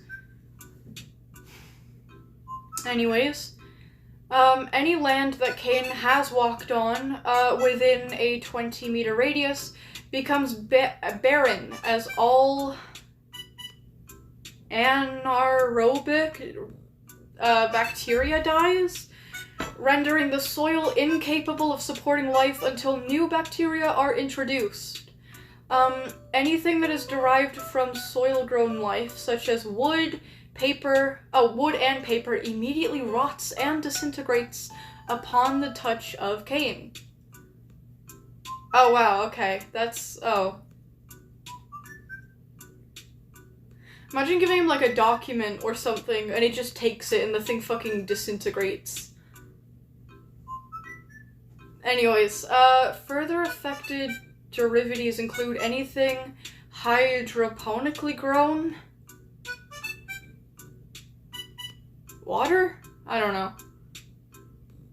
Like water-based? I have no idea. Oh, yeah, okay, so here's the part that I was talking about earlier. Violence directed towards Kain reflects any damage inflicted on Kain directly back onto the attacker, although Kain remains visibly unharmed. This applies to any damage directed at Kain. Attempts to get tissue and blood samples have proven futile. I love that word. I use it all the time in writing, but I've never once checked how it's pronounced IRL, so. Futile, I think it's futile, but I could be absolutely wrong. Anyways.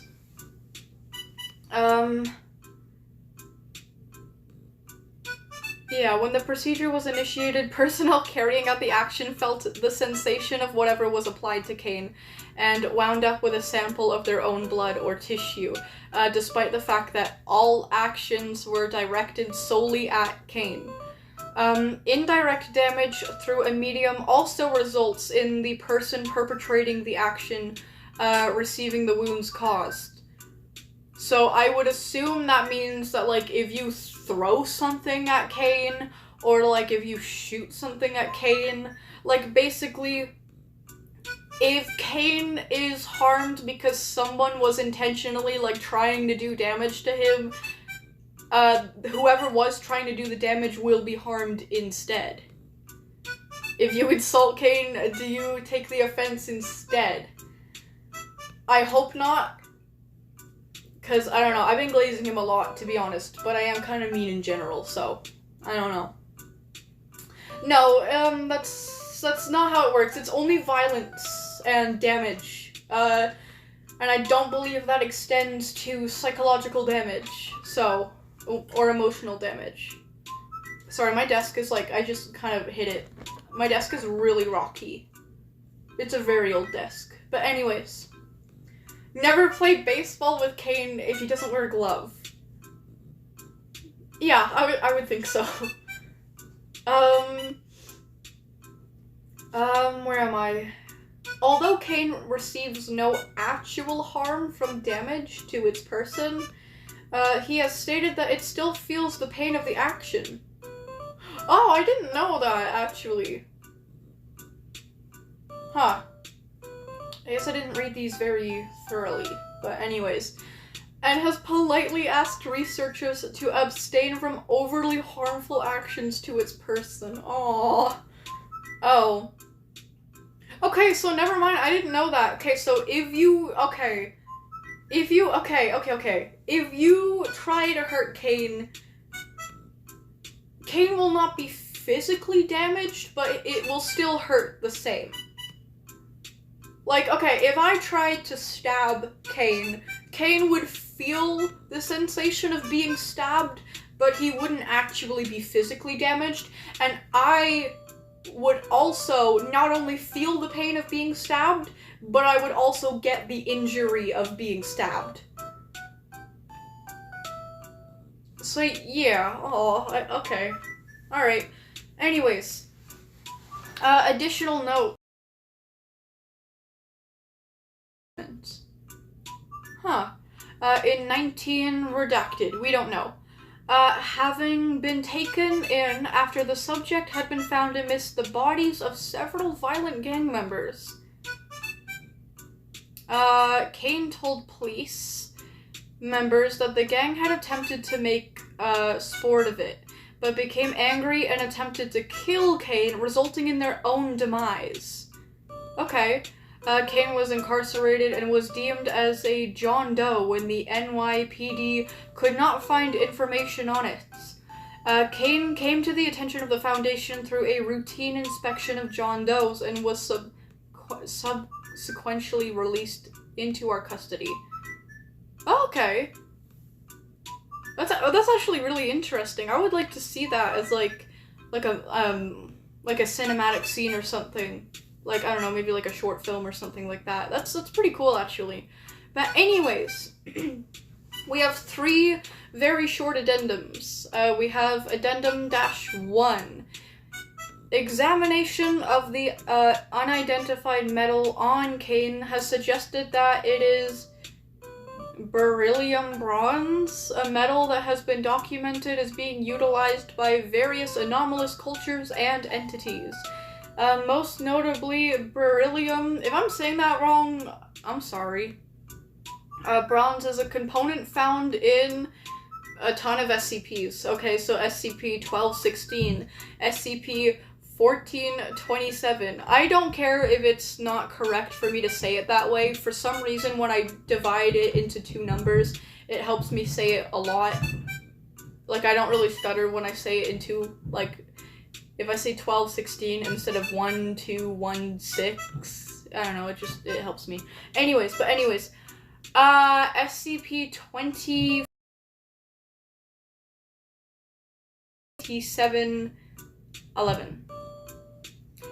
In light of this discovery, the Foundation began working in an attempt to trace the origin of beryllium bronze and how it initially spread throughout the world. When prompted, Kain was able to provide information that suggests that beryllium bronze was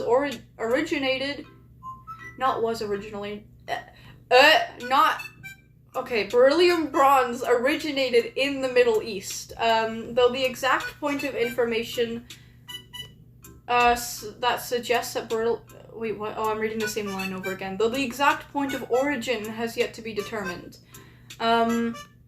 Further research into beryllium bronze is currently ongoing. Okay, that's pretty interesting.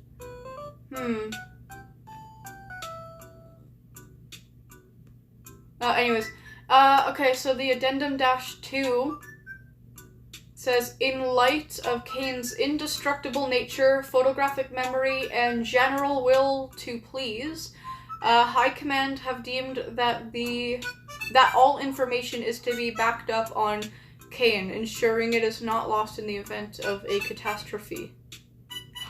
Oh, hey, that's cool. Okay. Huh. While this action has been met with mixed responses, Kain has agreed and sworn itself to secrecy upon its part.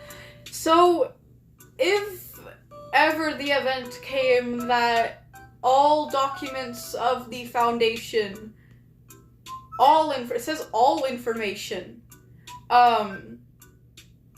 so like, if something came along and destroyed every single, like, article, whether it's, like, a printed paper or, like, a document on a website, or in some kind of database, they could still retrieve the information, because Kain knows it all, because he has, like, the photographic memory. So he's basically, on top of everything, he's basically a giant, like, database of everything in the Foundation, I guess. It does say all information. Wow. And there's no exceptions to that in this wiki, so Kain knows everything. Kain knows absolutely everything that the Foundation knows as a whole. Pretty cool. Anyways, Addendum-3. When information concerning Abel was brought to the attention of Kain for backing up, the subject showed familiarity with the information, although was declined to adding to it, despite the fact that it stated it already knew about Abel. Obviously, because they're brothers. It then stated that it would be better for all parties involved that it not meet Abel. Yeah, I believe this is because in the biblical story, or whatever, I don't really know what you call it, Kain, in the Bible, killed Abel, out of jealousy, so it would likely be kind of disastrous if the two met. I don't know.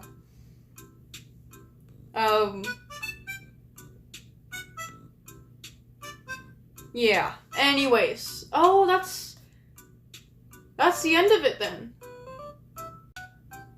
That's the end of it, actually. That is Kain's file read and Abel's file read, and we're saving we're saving Dio to next week. Yeah. So that wraps up everything that we were, well, not everything technically, but that kind of wraps it up for today. Now it's time to have our yapping session with the chat. If anyone is even still sane at this point, because the last time I read chat, you guys were going absolutely... Well, you guys are kind of nuts, to be honest. You're a chill guy that commits war crimes? Who? Who?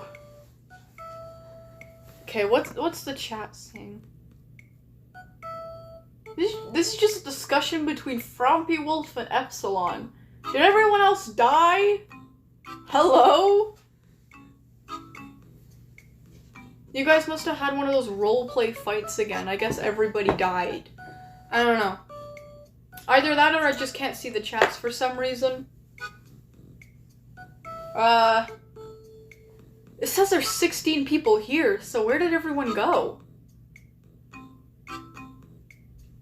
It says there's 16 viewers.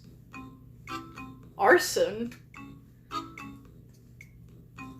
I can't joke about arson anymore, because, it's so overused now that it's not funny anymore.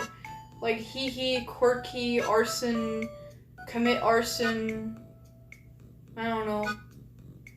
I used to like joking about, like, burning down Walmarts, and now it's just not funny.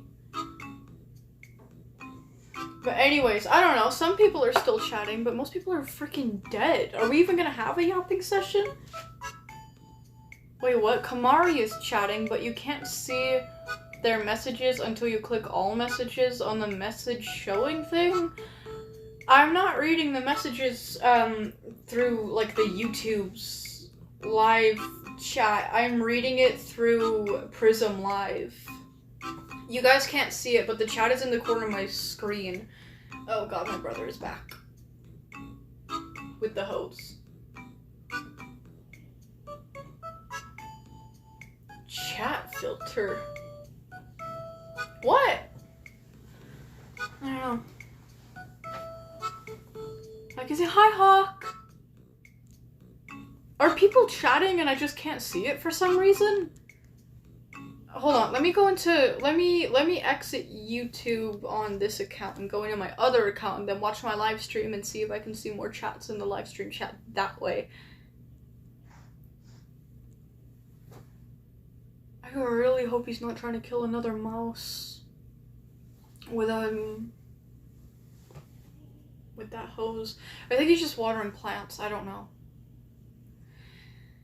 I've been lurking all the time, girl. What? I didn't know, man. I was so focused on what I was reading. I love Kain. I really do. But yeah, that kind of summarizes, Kain and Abel and Kain Pathos Crow. So thank you guys for listening to me yap, even if a lot of you were just roleplay fighting in the chat and spamming lyrics to songs. I still really appreciate it. Anyways. I don't see Kamari chatting in here. I don't see Kamari chatting. Is that a blender? I don't know.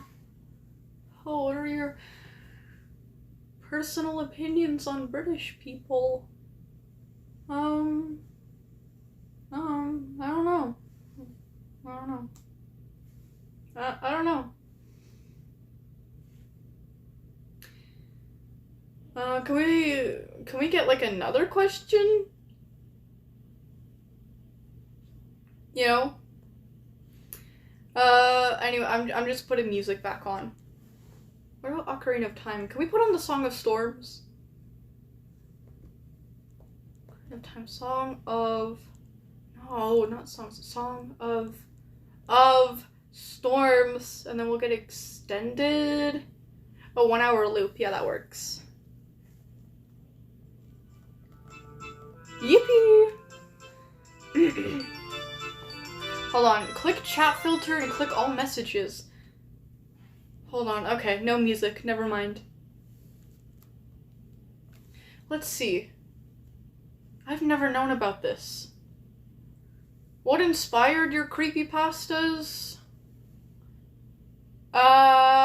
Depends. Like, originally just, like creepypastas that aren't made by me. Then it kind of evolved, and then it became mostly inspired by different SCPs and aspects of the SCP Foundation's universe. Yeah, chat filter, all messages. Oh, there's Kamari. Kamari, your profile picture is so fire. That is absolutely gorgeous. Wow. Wow. That's incredible. Like, that is just the best thing that I've ever seen in my life. Anyways, do you like my profile picture? Can you even see me? I'm Dio Polino. I see it now. I see it now. It is not going unnoticed to me. Why did the live block me out? I don't know. Actually, I've never like known about anything like this before. I don't know why it wouldn't automatically be on all messages. That's kind of weird. I don't know. Guys, Violet is a fraud. She is canonically a deranged weave-wearing woman that is secretly bald. No, I'm not! Ow, see? My hair is real. Look at it. Luscious locks, 100% real. Not a weave, not dyed. This is natural fucking gold, okay? You're just jealous. You're just freaking jealous of me. That's why you say I'm in a weave. I possessed a girl's body, now I'm here. Did you possessed Kamari? Man, that's not cool. That's not cool. I don't let Dio off for things, I'm gonna be honest. I love him so much, but he's kind of problematic, not gonna lie. What's your favorite creepypasta that you made up? Bello.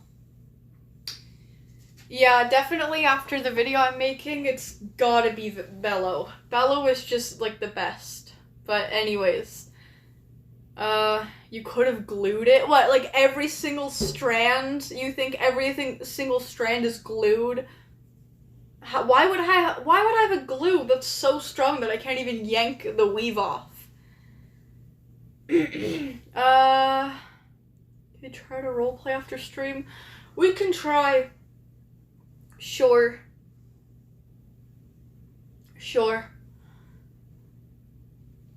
I'll dig into the pockets of my mental stamina next. What's my favorite game? It's so awkward not having music now. But anyways, what's my favorite game? Probably, I don't know how to rank it.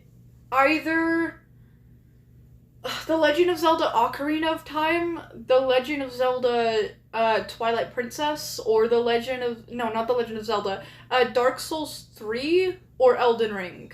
I don't know. One of those, I guess.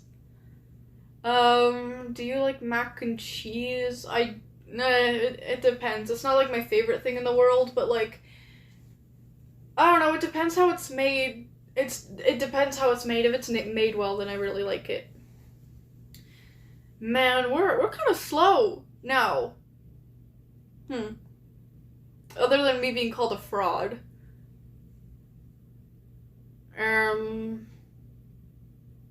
Kamara, you made me an animation? Let me see. Go to channel. Hopefully I don't get demonetized for this if it has certain music. How Dr. Polly and Horror with Violet distract guards. Hold on, let me turn down the volume just in case. Oh, they're so cute! Aww!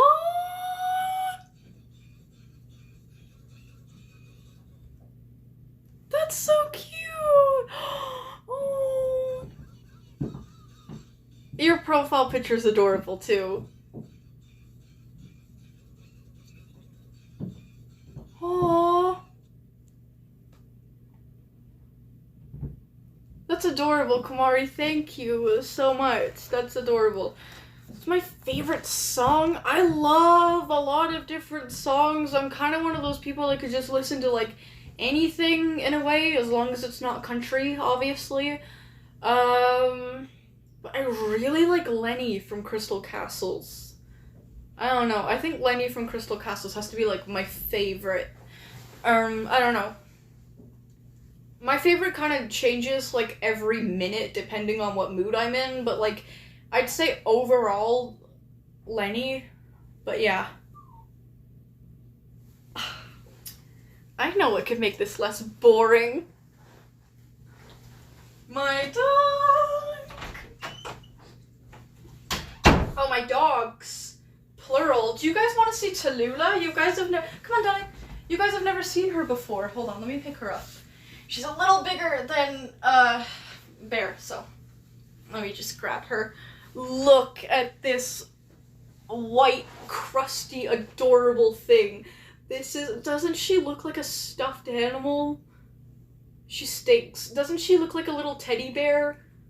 Her name is Tallulah, and she's actually really, really sweet. She's very adorable. Okay, wow, that was rude. She loves attention, despite how she's acting right now. She's really, really sweet. Really, really sweet. But yeah, she is a Shih Tzu, and she is, I believe she's 11 years old, but she does not act like she's old. She is very, very active, very, very healthy. She still runs around, she plays with Bear all the time, like she's a puppy. She wants to get down right now, so I'll let her down. But yeah, that's yeah. What's a house without a crusty white dog, right? And then I'll let you. Oh my gosh! Hey, don't yell at me. Come here now. Come here now. Get. Oh. Oh. Bear's being a chihuahua. Hold on. Stop it. Okay. Oh! Oh! Oh! Look at you sitting around! Stop! Okay, come here now. Stop it. Okay, I got him. Here we go. Look at this guy. He's my little baby. Love him so much. Ew, ew, no, your breath stinks. Mr. Baby Bear. He has no idea he's on camera. Just broke a rule by mistake. Oh, did I just violate a rule by mistake? Sigh. What'd you do? Depends what you did. You said bonjour. That's fine. Kind of. We're not... We're English only. We're English only. Just so all of the mods can moderate the chat, and know what's being said. But on the other hand, yeah, as Epsilon said, everyone knows what bonjour means, so it's really not a problem. I don't care. Bear is adorable. He's a little bit of trouble. Oh my gosh, why are you whining? What do you want? He wants to leave. He wants to go. So I gotta let him go. Anyways, how long should we do Yap session for? Because I feel like we're a little bit slow today. I don't know, maybe just Sundays. People are less... No. I don't know. Maybe people are busier on Sunday than on a Friday night. I don't feel like that makes a lot of sense, but... You know. Oh, Tallulah, stop it. Sometimes she does this thing where she licks the air, and it's kind of gross. Yes, it is. It's disgusting. Anyways, if she keeps doing that, I'm just gonna kick her out of my room, because I don't want that getting picked up on the mic, because it would kind of be very annoying. Oh, she's down here. Oh. I don't know what she's doing, but anyways. I don't know. We're really slow. Let's continue this for, like... It's, 4:54 right now. maybe like less than a minute, like a few seconds. I don't know. Maybe I should just get off now because we're kind of dead. We are kind of dead, which is fine, which is totally fine. But yeah, there's like no new chats coming in now. And I guess it's understandable. It's kind of the end of stream anyway. Like, we're done with everything. That we are, yeah. I mean, I already finished reading what, like, people came for, but... Oh, you just joined? I'm sorry. You're gonna have to watch the stream back as, like, I think it's called a VOD when you watch, like, a stream as a video after it's done. I'm not really sure. I think it's called a VOD. I don't know. I think it stands for something, like VOD. I don't know. But anyways, yeah, sorry about that, King Network Gaming. I'm sorry. But yeah. Okay, well anyways, I went 20 seconds over what I said Yap Session would, so I'm gonna get out of here. I'm gonna go jump off a roof or something. No, I'm gonna go get to work, honestly. I still have to complete that video for Friday. And yeah, well, I'm gonna go get a tea and wind down first. But anyways, I'll see you guys when I see you guys. I'll see you guys Friday. Actually, Friday. I might post my video before Friday. Probably will, actually, if I can get it done before Friday, which I probably will. But I'll see you guys live Friday. So I'm gonna go for now. Very glad that I could read this to you guys. Kind of sad that I couldn't read Dio's side of things, but at the same time, I'm kind of glad because now that means he gets his own stream dedicated to him. I'm so excited. But anyways, I'm gonna go. I'll see you later. I'll see you guys later. I have to click so many buttons to get out of this. Okay, bye guys. See ya.